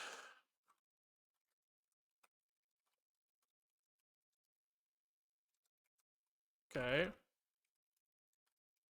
Which was just value 0 to 15. Then I assume low count was the same. 0 to 15, single value. Yep. Is this JSON thing that the CodeGen uses? On YouTube, I heard you talking about some sort of abstraction CodeGen while skimming the video. Yeah. So I'll show you what this generates in a second once we get all these. But there, yeah, it's generated from this JSON. And then probably that's fine for now. Let's start here. He's mad because val is a bad name. We can't use this because it's used internally. That's funny. That caused a name collision in the CodeGen. Okay. So as an example, if we look at what we just generated for data command, no. We can look at, yeah, the ones that we just added are kind of boring. But if we were to look at I2C data command, we can show you what it generates. So he generates some like helpers for reading and writing. He generates a like mask and value param generator that has functions for each of the fields in this guy, right? So he's like, data is a U8, and I'm going to generate a mask and value for this guy. Command is like these, stop these guys, right? And then there's a way to like combine them all at compile time to turn it into like one mask and value. And then we also have like mask generators, as well as like a structure for if you want to set all the parameters that we know about at once, as well as like, you know, ways to interact with a value that you just read directly and getters for those things. So yeah, not too shabby. Not too shabby. Okay, so we are in the I2C block, and we are looking for, you know, SEL SS SEL L count is registers IC SEL low count base plus this guy. Okay, then we have high count, which is gonna be plus 14. Okay, what's he pissed about here? Double equals, I'm a dumbass.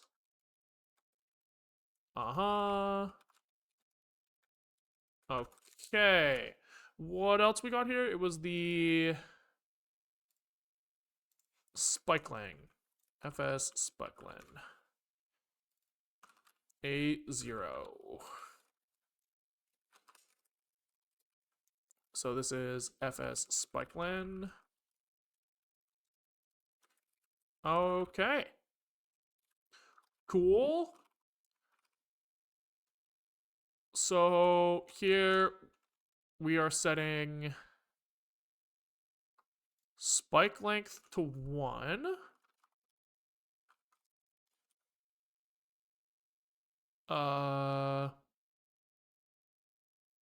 So I guess it's modify with value of 1, because I think that's the only thing in there that we're trying to set.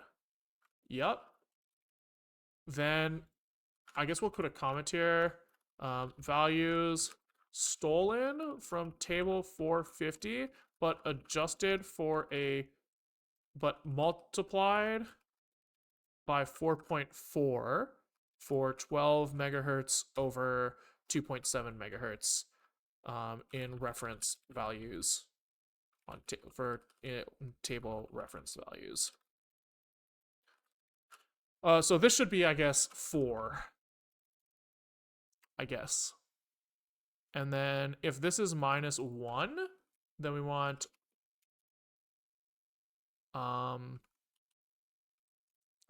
low count to be value of 13 times 4 minus 1. Does that fit? Hopefully.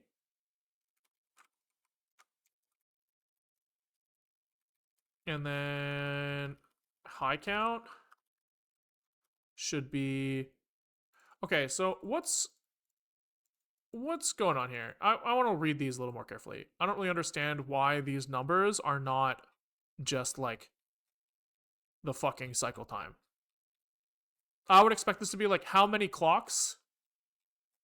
You know, how many clocks from the reference clock do I want to hold for? That's what I would assume this is, but it doesn't look like that's what they are. Right? They're saying here 14. 14 means 6. It's like, why? What the fuck are we talking about?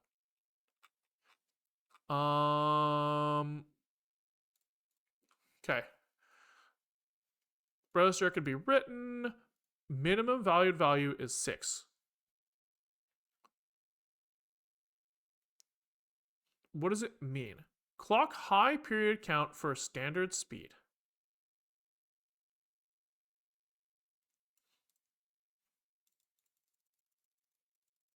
Like, this just makes so little sense to me. Which are calculated using SEL low count -1 and SEL high count -8, respectively. Okay, I mean, maybe, they are just telling us that, I guess.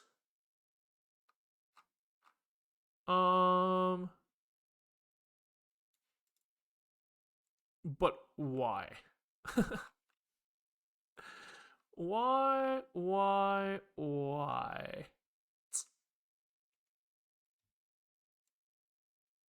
Oh, I see. Plus spike length plus 7. Okay, sure. We'll just trust it. Oh, but then we need IC spike length here. So this is 1 here, but it should be 4 for us. Okay, so here we have spike length. Then low count. Low count doesn't consider the spike length. He just says like time in clocks, which is 13 times 4.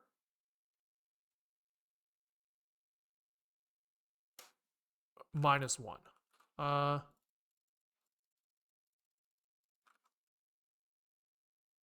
I'm a little confused about which side this is on.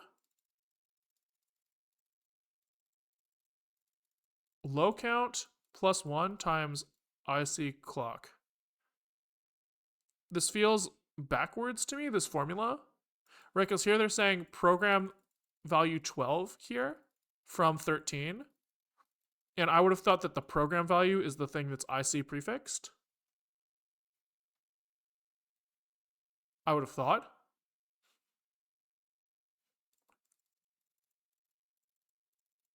But sure, whatever. So this is, so for low, we just subtract 1. And for high, we subtract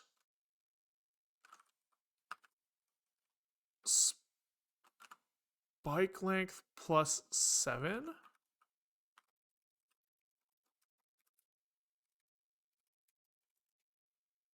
I think that's right.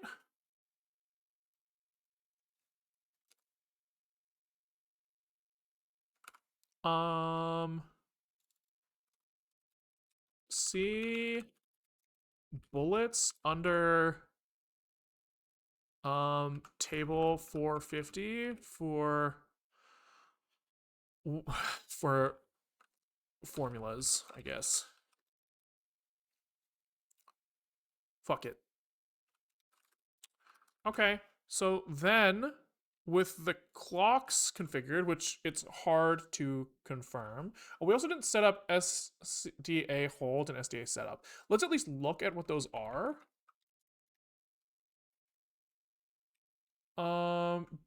So these are used to control the hold time of SDA during transmission. These are used to extend the SDA transmission. These are in units of IC clock period. Yep. And they just default to like 0 and 1. Maybe that's fine.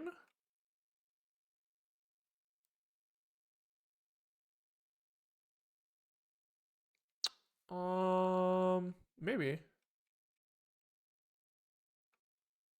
So this is like, how long do we hold it after we go from high to low and we just use 1 clock, which seems reasonable. And then SDA setup is the amount of time delay in clock periods introduced in the rising edge of SCL relative to SDA changing.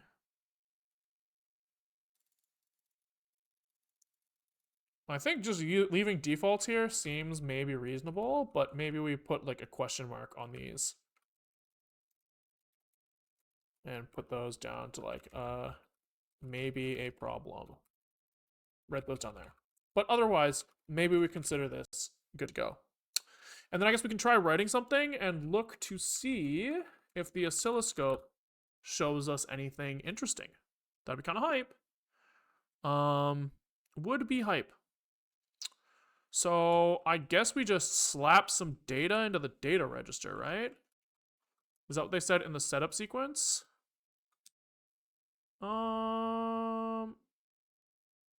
Where do they talk about setting up master mode? Here.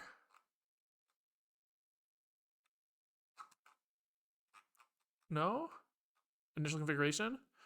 Yeah, now just slap some shit into IC data command. All right. Let's fucking run that shit.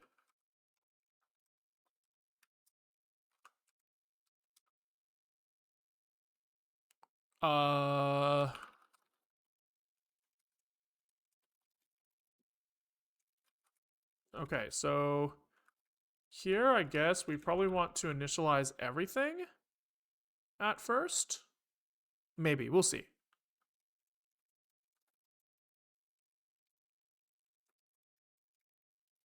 Okay, so he's like,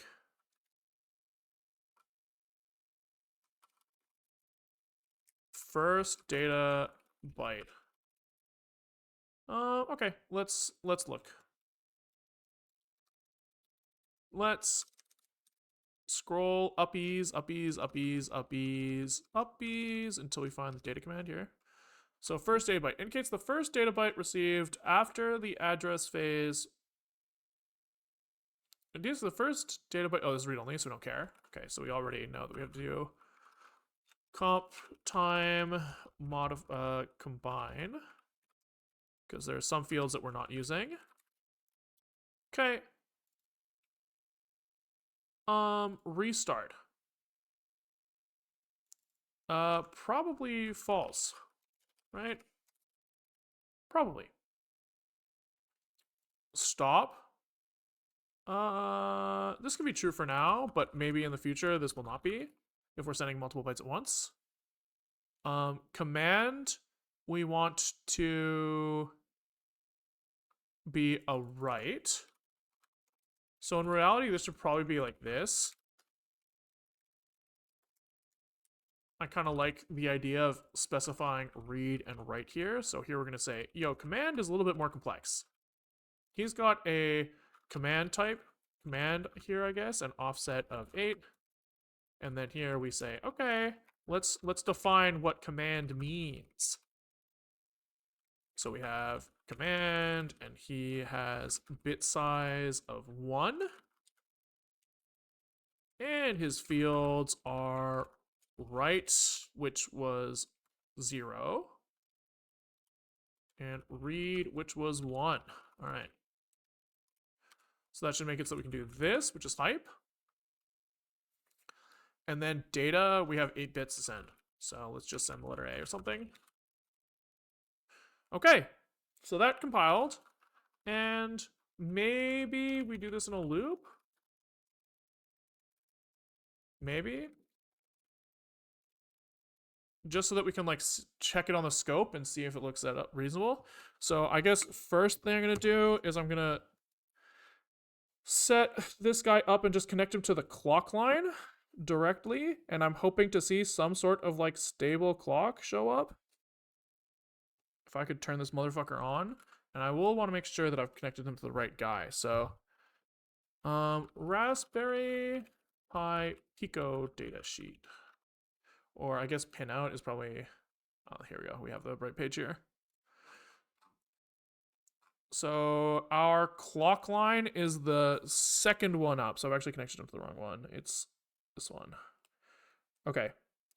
So on the scope, I'm going to try to like, this guy looks all fucked up. I want to set the voltage level.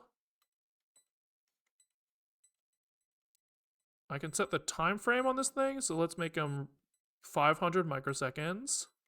And then how the fuck do I like reset all the parameters on this thing? I've got like, it's just not behaving the way I want it to. Select. Oh, here, I can move this down. Okay. Ah, here we go. So 2 volts here. Okay, cool. Okay, I'm getting somewhere.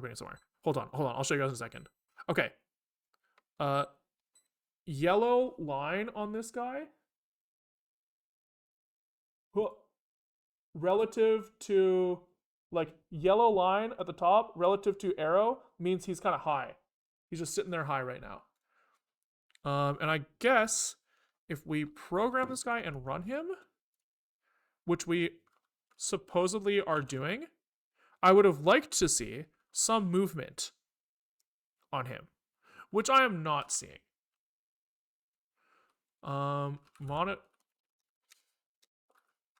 Quit. Zig build. Yeah, so as far as I can tell, literally nothing is happening. Now, there are many possible causes for that, which is annoying. I should also, there's a way to be like, there's a trigger on this guy that says, yo, when this guy, there's auto trigger set edge on channel 1.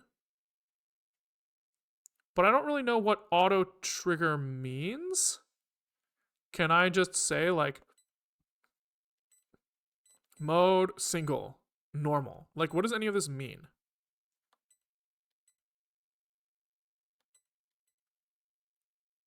I think on auto or normal trigger, he seems to be. Okay, so I go single trigger, he's like waiting for it to happen and it's just not happening, which makes sense. Auto, I guess, is not pausing until he sees something. Okay, cool. I think I understand. So, as far as I can tell, line is just held high. Which means we've done something wrong, which sucks. That sucks because I don't really know how to debug this. There's so many stages where it could be incorrect. I'm just going to quickly throw this over to the other line. Yeah, so it's like neither data nor clock line are showing anything, which makes a lot of sense. That actually makes tons and tons of sense. Because why would they? And then I'm just going to also just make sure that like no matter what scale I set on the oscilloscope, you know, horizontal, yeah, there's just nothing. Nothing. Okay. So the question becomes, why? Why? I guess we could double check everything that we've written so far. At the very least, that could give us a clue. So at this point, we should be able to be like,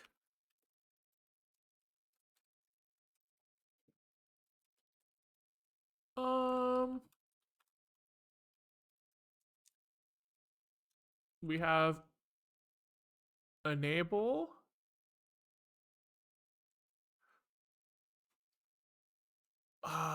I mean, in reality, I guess my biggest concern is that we're not actually writing any data.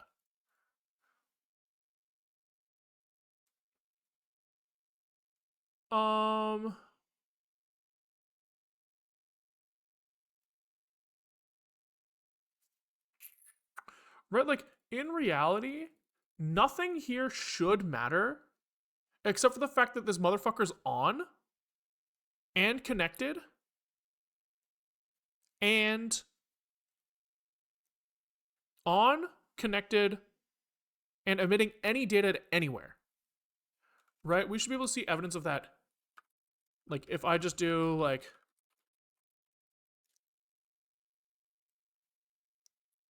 or like unplug and replug him. Yeah, I see no evidence of a downward trigger. And then also I kind of want to make sure that I understand the trigger modes here. So I'm going to switch the edge to rising on the oscilloscope and just reset this thing and make sure that it pauses, because I want to make sure that that happens. And it doesn't. In auto mode, it doesn't do that. So maybe I have to say, like, go into single mode, await trigger, unplug, replug.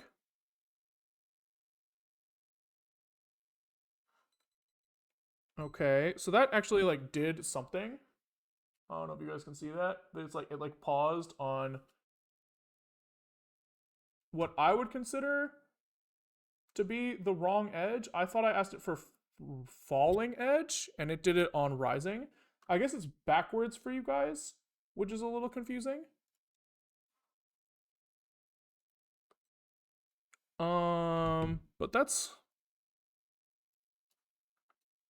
maybe the threshold needs to be kind of higher. Which maybe is settable.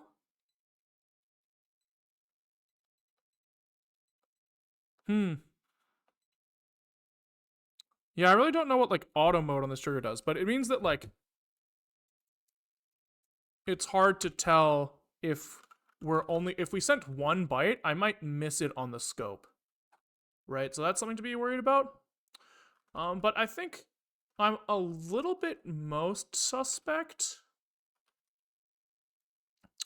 I guess okay. I think that we have good confirmation that the pads are set up right, because we set pull up enable on for each of these guys. So I want to try switching this to pull down. And if we do that, then on the scope, I should see these guys reset to 0, which I do see. I just saw the voltage drop there. So that means that we're controlling the pins that we think we're controlling. So that's good. And the function select, hopefully we had this set up right. Let's just double check. So it was a SIO or funccell, maybe? Here. So we have these guys set to 3, which should be I2C, right? So we're on pins GPIO 16 and 17. So these guys, and these guys should be hooked up to I2C, SDA, and SCL, right? Seems reasonable to me. Let's just double check that these values are set the way that we think they are. Which, you know, I think we already did this, but let's just be confident. So IO bank control read and breakpoint. Let's just be, because we have to kind of double check everything, because we only have like one source of information. That's the very end of the entire pipeline. Okay, so bank val is 3, which we think corresponds to function 3 here. And we think that setting function cell to 3 in the lowest bits is correct. So I think we're pretty chilling there. So I think that we can say, well, if we made like a checklist to be like debug,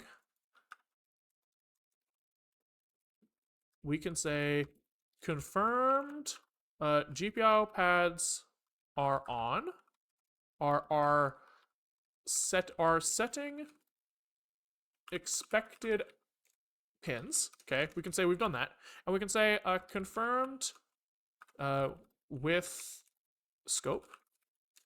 And we can say confirmed with that funccell is on I2C with debugger. Okay, I think that's like important to distinguish the difference between those. Okay. And so I guess like no matter what target address we write here, I would think that no matter what we write here, unless we write like invalid timing values, we should see something happen on the lines when we send data, unless you need to do some sort of like trigger after.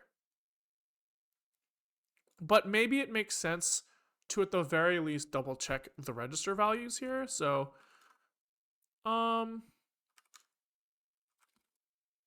enable read, I guess we'll call this I2C 0, enable read. And then breakpoint. And maybe we'll just call this test val so that we can copy paste it later. Okay. pt test val. So this guy's 0, which does line up with what we wrote here. So we can say confirmed step 1 of master setup. And I guess if we're going to do that, we should also just double check that we read him correctly.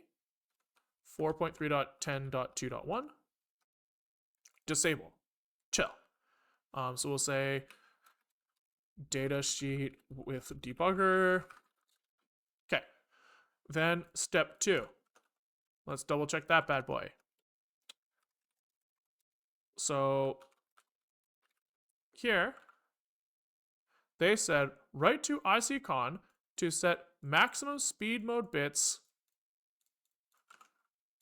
to standard and the desired speed of, oh, these are the same. Sure, so when we're master initiated transfers, we're going to be running at that speed. Either 7-bit or 10-bit addressing. So here we set 7-bit addressing. Not that that should matter for our particular situation. And ensure that bit 6, slave disable, is written with a 1. Slave disable, written with a 1. Okay, so assuming that all of those guys are going to the right spot, and bit master is written with a 1. So assuming that all of these guys are actually being written with the values that are supposed to be written, then we're chill. Okay? So let's read the connection value, breakpoint, and just confirm here. Okay, so we need to look at this ICCon register. We want bits 2 and 1 set with the desired speed. So we have this set to 1, which is standard, I hope. 1 is standard, right? So that seems good. Hype. Next, we are looking for bit 7-bit or 10-bit addressing on bit 4. So 0, 1, 2, 3. Bit 4 is a 0, which means 7-bit mode. So that's fine, right? And then we also have bit 6 should be a 1. So 4, 5, 6 is a 1, true. And bit 0, master mode, should be written with a 1 as well. 1. Hold on. Oh yeah, that's right, that's right. That's right. So I would say step 1 and 2 are confirmed, oopsies, confirmed to be correct. At the very least, we've written the value. When we read the value back from the register, it holds the values that we tried to put in it. Hype. Target, I don't even think this matters.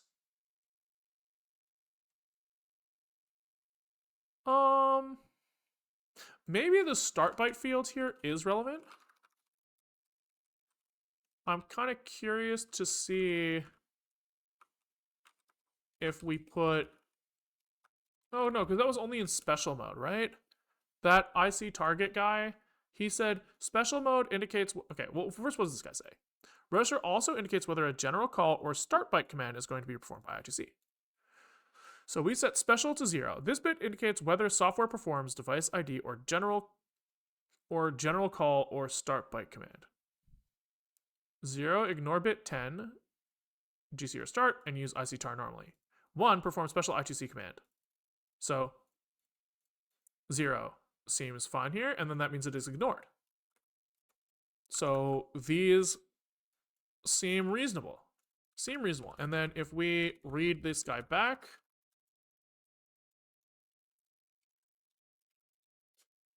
we see address of 1010,000, everything else 0. This is what we tried to write there. I think that is fine. Whether or not, this should not affect the scope output that we're seeing right now, but it should be fine. Okay. Now write transfer direction and data. If the IC data command register is written before this guy is enabled, the data commands are lost. This step generates the start condition and byte address. Once this is enabled and there is data in the TX-FIFO, he starts reading the data. Okay, so we have to look at this FIFO shit, right? It just really feels like we haven't done anything about these guys. So this guy's saying like, hey, this is the behavior when the FIFO becomes empty. But like, how do we get data in the FIFO?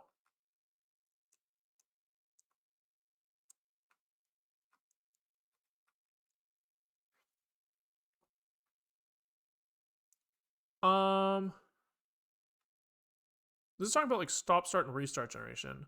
But what about just like sending data at all?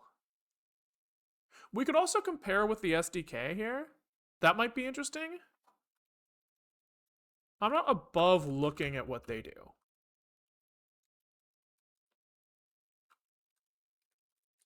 It's probably here. Okay, so I2C init, they reset and then unreset him. Okay. That's not insane. So they're like, just try to get him into a clean state by turning that motherfucker off and back on.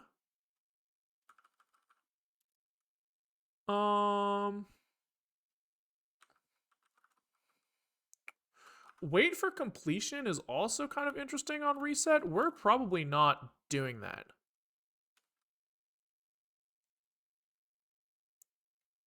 Which is probably bad. So we might want to consider doing that a little bit. Yeah, that's probably worth at least thinking about. So what does restart on next here? This is just a tracking data for them. This isn't about like actual hardware. This is just if they do this on writes or something. Yeah, okay. Enable here is a read write thing. So they're doing the steps here where they're like, turn that motherfucker off. Then they set the connection values to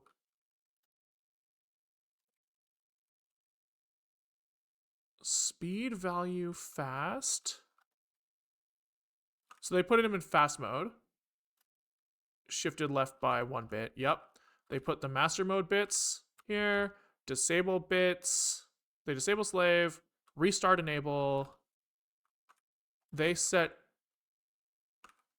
restart enable to true on here. Okay. So that's interesting. We can copy what they do here and see. So let's do we'll put a commit here and say we thought I2C would work here, but it doesn't, right? And then we can compare with what we missed in a minute. So when we set con, they set TX empty control bits true, but I mean, that's going to throw some interrupts that we don't know how to handle. They set restart enabled bit, so did we. They set slave disable, master enable, and they set the speed to fast. Okay. Set FIFO watermarks to 1 to make things simpler. So we didn't do that. And then they're also setting some DMA parameters. We should consider that. Let's put like maybe set TX RX interrupt FIFO watermarks or whatever. Maybe set DMA. I don't think those don't sound incriminating.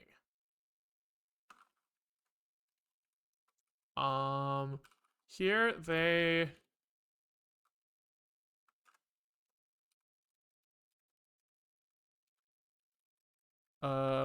we do like atomic set here, which doesn't exist.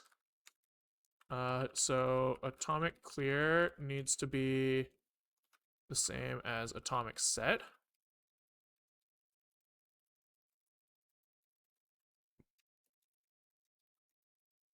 So this guy has like some hardware on him that can set and clear individual bits from register. We just need to make sure that we're using the right addresses here. So I think it's in the bus fabric stuff.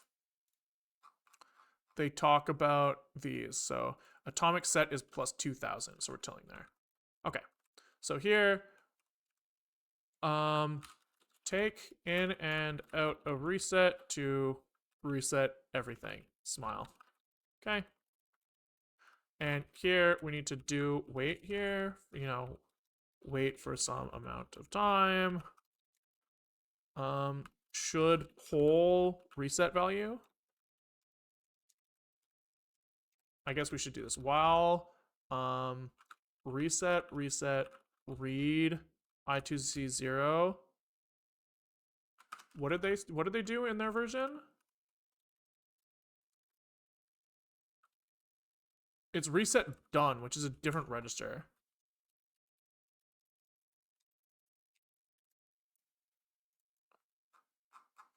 It's a different register. So they have reset done, which is just the same fucking thing.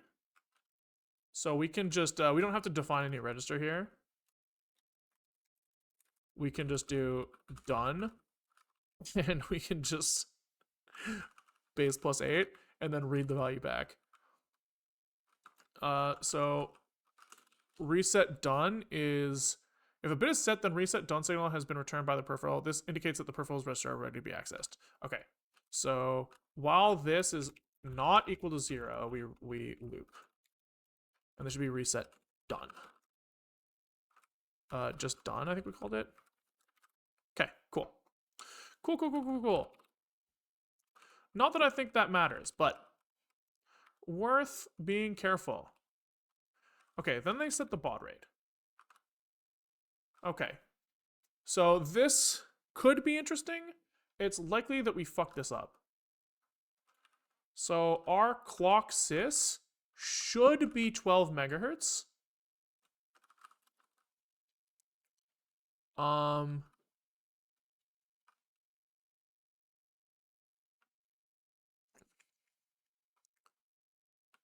So we do that here. So we're doing that in the same order that they're doing, which is kind of hype.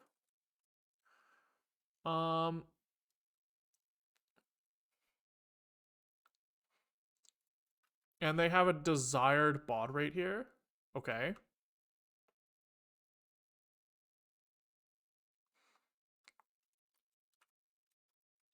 Baud, we're gonna say we want. What do we want? What do we want? Oops, did I just fuck something up? I2C. Search. It was table 450, right?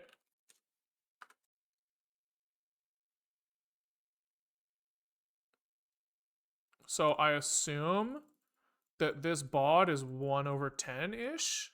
1 over 10 microseconds? Throwing oof in the SDK is very sick. I'm a big fan. Oof.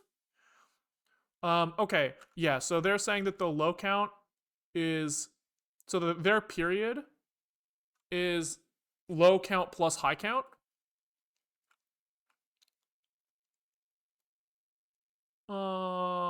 Jesus Christ, this is awful. But it looks like hand wavy.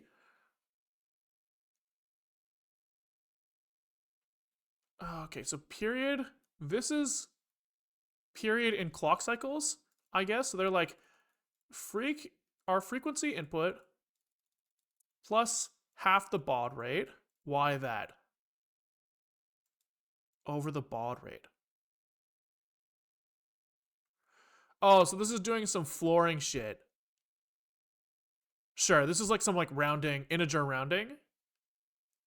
And they're basically trying to say like 12 megahertz over the baud rate is how many clocks we have per cycle. Yep, so low count and high count are how many clock cycles they're looking for. I shouldn't have saved that. That was a mistake, but whatever. We didn't check this at all. But our Zig will get angry at us if these values go out of bounds. Assuming that like high count bits, he's masking off the bottom 16 bits. So yeah, that makes sense. Both of these are masking off the bottom 16 bits, which we're covering with like a U16 value. So we can't, it's impossible for us to go over here. And then we are not, in this case, I don't think.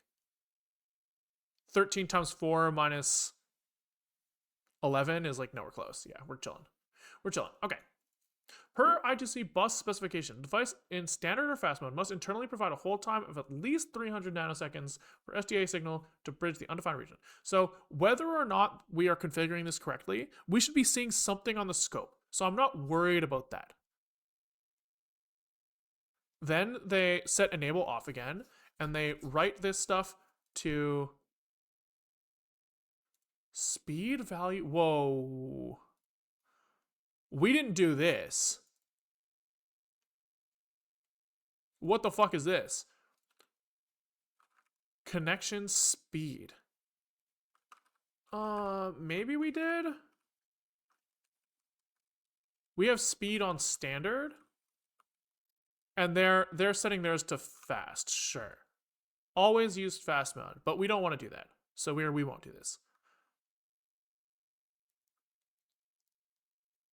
But maybe we should consider that. Then they set the high count and low count directly, which we are doing here. And then their spike length. Maybe we could like reduce our spike length to 1. The speed is maximum speed supported, not the speed to be used. Yeah, that makes sense. And then they enable the hardware. So nothing in there seems too crazy to me. We could make sure that at the very end we have actually re-enabled the hardware.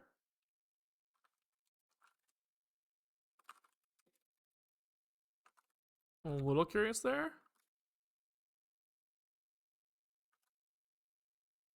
Whoa.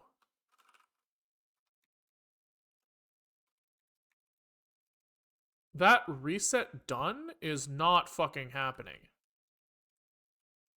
While... Oh, not equals to 1. My bad. Okay. Right, that reset done was high. High means done, right?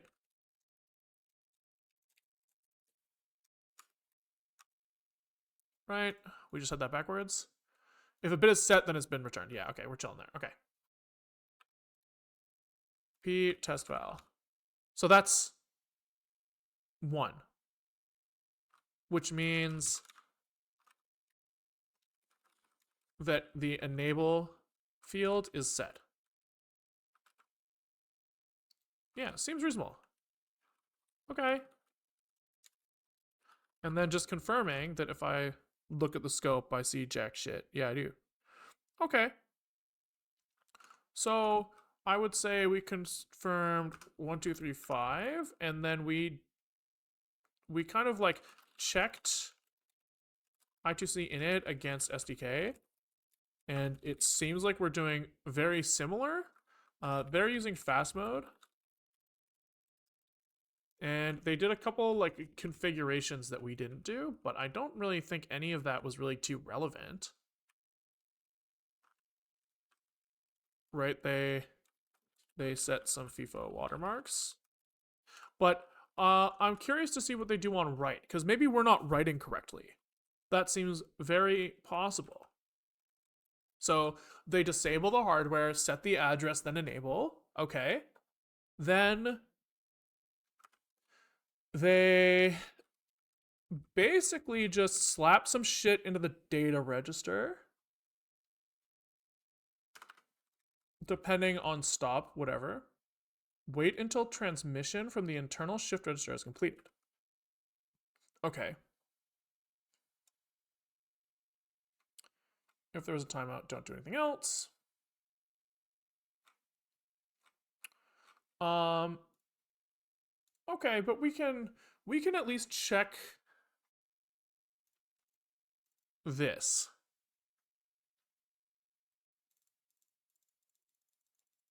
And then also, it doesn't real. I don't really know if the interrupts, like, maybe because we haven't enabled the interrupts in the interrupt controller, we should just we can just tight loop and check if the interrupt fired on the I2C chip.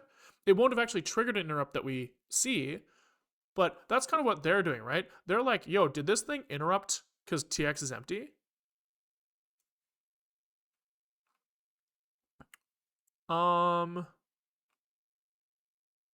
They timeout is just, their own thing. We don't have to worry about that.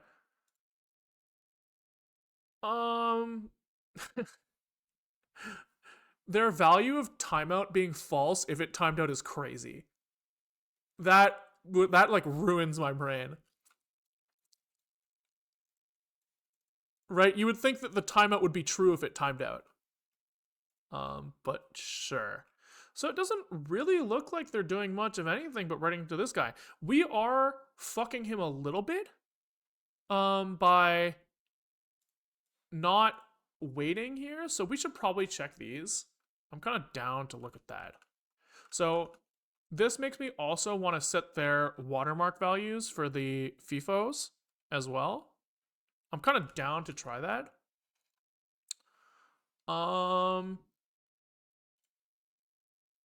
Okay, so transmit FIFO level register.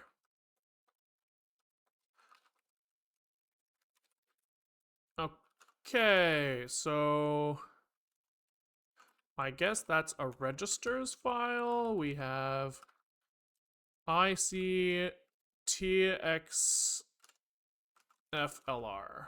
FIFA level. What's the R stand for? I don't really know which of these should be capitalized, so I'm just going to capitalize them all. And he has a single value at 0 to 4. Okay. Sure, fuck it.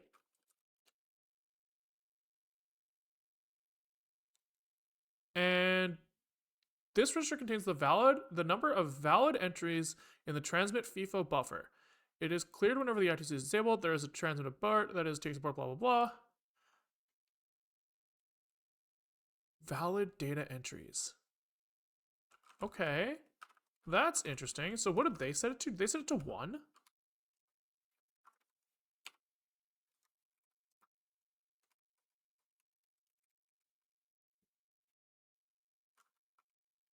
Oh, maybe this is just not the right thing. This is TXTL, which is after raw interstat. Okay, let's look a little closer.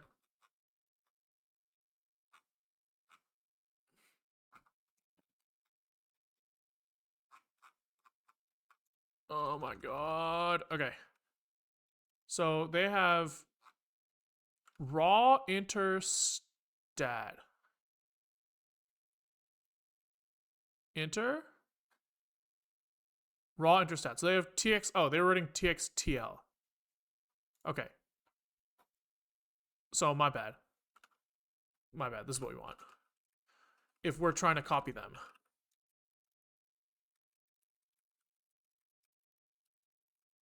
So we have a value 0 to 7 here. And this is going to be at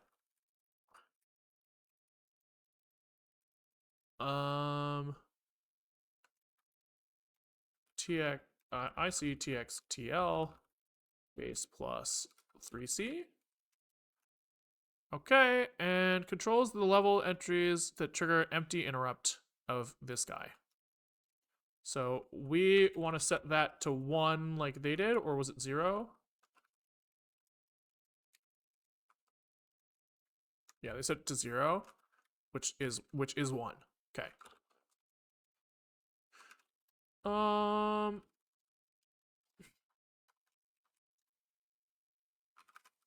I guess we'll just do it when they did it. It was like over here somewhere. I2C 0 TXTL modify value 0. He's mad because what? Did I not save the registers file? Oh, I uppercase the L. Okay, so he's fine with that. And then now we should be able to look at the raw inter field to see if the transmission buffer is empty before we start getting crazy with it. You know,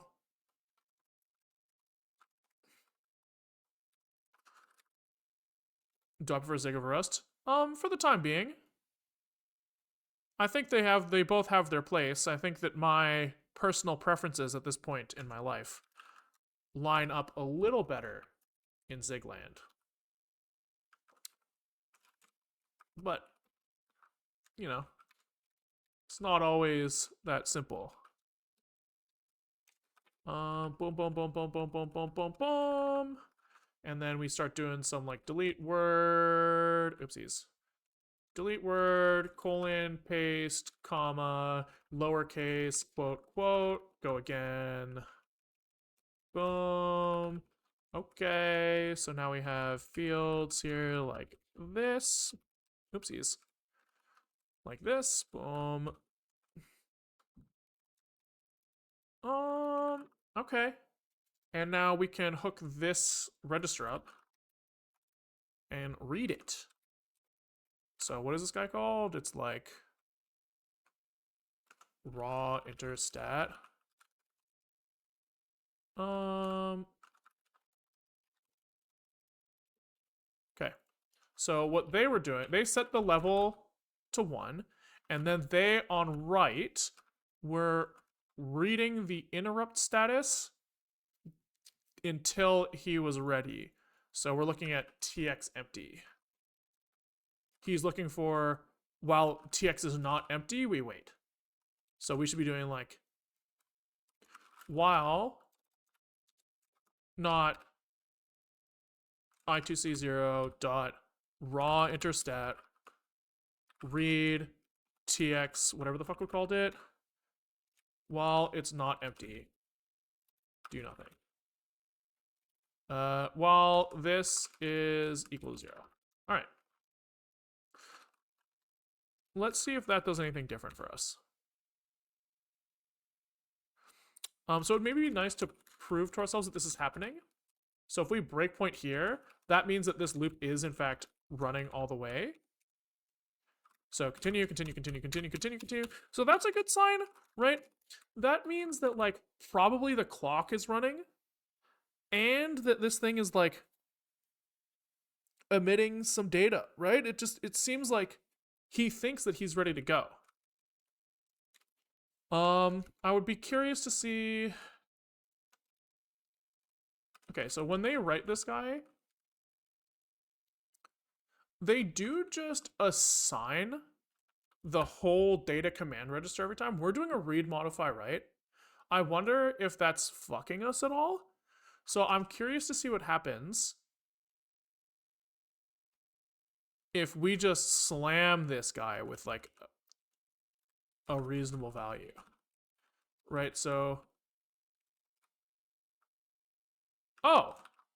I'm a dumbass, dude. We're never fucking writing. Dude, we read the value, we modify the value we read, and we just don't fucking write it back. I'm a fucking dumb piece of shit.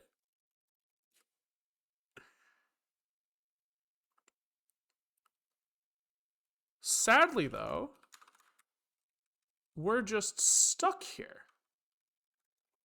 Or, wait, the breakpoint's gone. Hold on. Zig build. Okay, so this is happening. Hype. But, ooh, I saw a spike.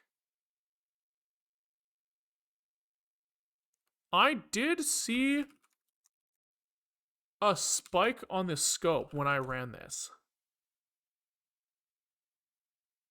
Oh, but that would have been from reconfiguring the pads or resetting the chip or something, probably. Monitor reset in it.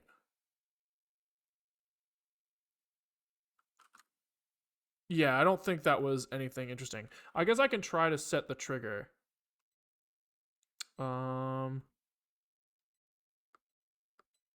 Single trigger, please. And then I do monitor reset in it.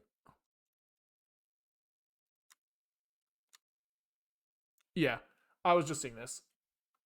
Unlucky. You guys can see that, right? Transition, just a little dippy.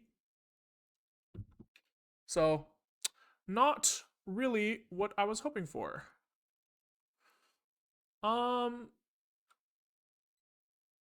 Okay. I want to turn triggers off. And so the question is this right? So there, let's just try doing like can we do a raw register write?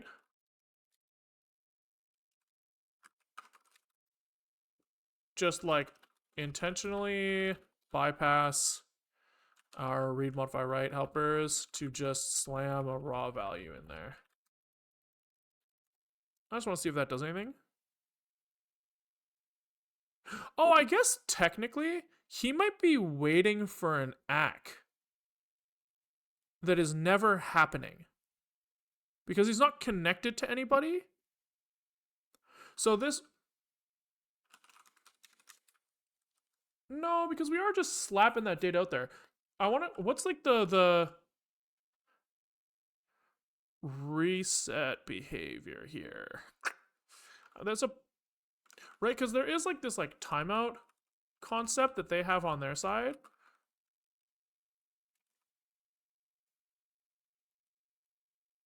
Oh, but they're doing that while checking this raw interstat value. So it should be fine. I would like to confirm to myself that also that we are ever entering this loop as well. We should be entering and exiting it.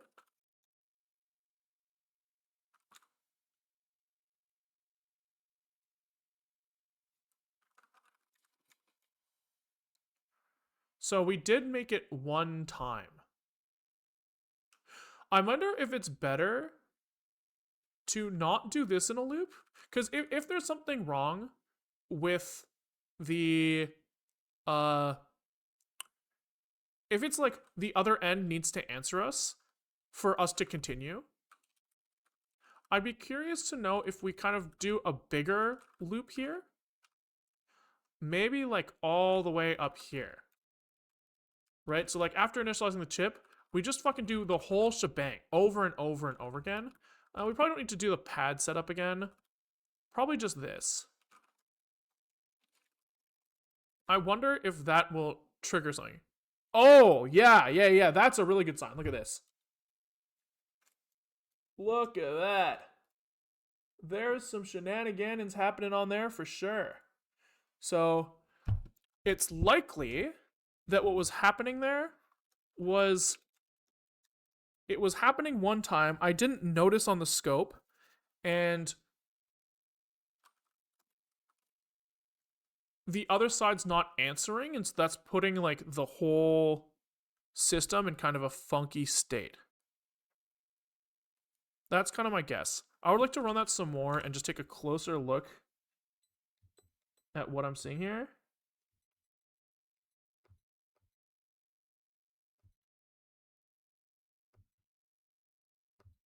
Yeah. So we are seeing like what seems to be a somewhat reasonable set of clock signals. Those are like really even value. It would be nice if I had 2 wires hooked up right now, but I don't. And I want to change this to look at the data line to see if that guy looks, maybe we should see some like more interesting signal on there, right? Which we do. So on the data line, we're definitely seeing some form of like short, long, short, short, or something, right? So we're definitely seeing something. I think we've successfully turned on the I2C controller and successfully sent something, right? Now, what we're seeing maybe is not ideal, and it's definitely hard to tell if we're using it correctly because of the fact that we didn't hook up the other side, right? Because the other side has to answer us. I think the next step here is going to be to try to hook up to the EEPROM and see if we can get it to answer us, right? It's kind of interesting as well. You can see in here the stuff that people were talking about earlier, that like the fall time is very fast, but the rise time is kind of long. The camera's reversed, which makes it kind of hard for you to notice, but it's that way's forward in time, right? So that lines up with what people were talking about before, where they said because the pull up is maybe not strong enough, you need a longer time to get from low to high than high to low, which is kind of exciting. Pretty cool. Okay, yeah, it's 4:30. I think we call it there. Relatively good progress for the day. I would have been happier with a little bit farther, but I guess like what happened here, we kind of boned ourselves by trying to test an invalid state, which sometimes helps us a lot, right? Trying to get more frequent independent, like smaller chunks of units tested is nice, but we made a bad assumption here, which took some time, but it's not the end of the world. Yeah, I guess no stream tomorrow. I probably will be back on Saturday with probably trying to talk to the EEPROM device itself, and then no stream Sunday. But yeah, thanks for watching, guys. If you like what you saw, we stream most days at 12:30 Pacific time to 4 o'clock Pacific time. It is 4:30 now. So you should expect to see us online, between 4 hours ago and 30 minutes ago is about the time. We're working on this Raspberry Pi Pico stuff right now, but we do a lot of stuff around here. We've got like a game in flight, we've got a image editor in flight, we've looked at like making a Google Maps competitor, an operating system, a terminal emulator. There's all sorts of stuff in the backlog if you want to go check that out on YouTube. There's a YouTube link in the Twitch description. Some portions of the stream we do not put on YouTube. So today we kind of did the research segment of this stream was kind of its own chunk, and then like the implementation was the part that's going to go on YouTube. If you want to see kind of like the whole shebang, you either have to catch us live, or if you subscribe on Twitch, you can see the VODs. If you subscribe on Patreon, you can see the VODs. And if you join on YouTube, you can see the remaining VOD segments. Please consider supporting on one of those platforms or on GitHub. This content will end someday, but that day is kind of marked by when I run out of money. And so the more money we have, the longer the content goes. So if you want the content to continue, consider supporting, but no big deal if not. I think that is all the plugging we have to do. YouTube, peace out, and Twitch, let's find someone to raid.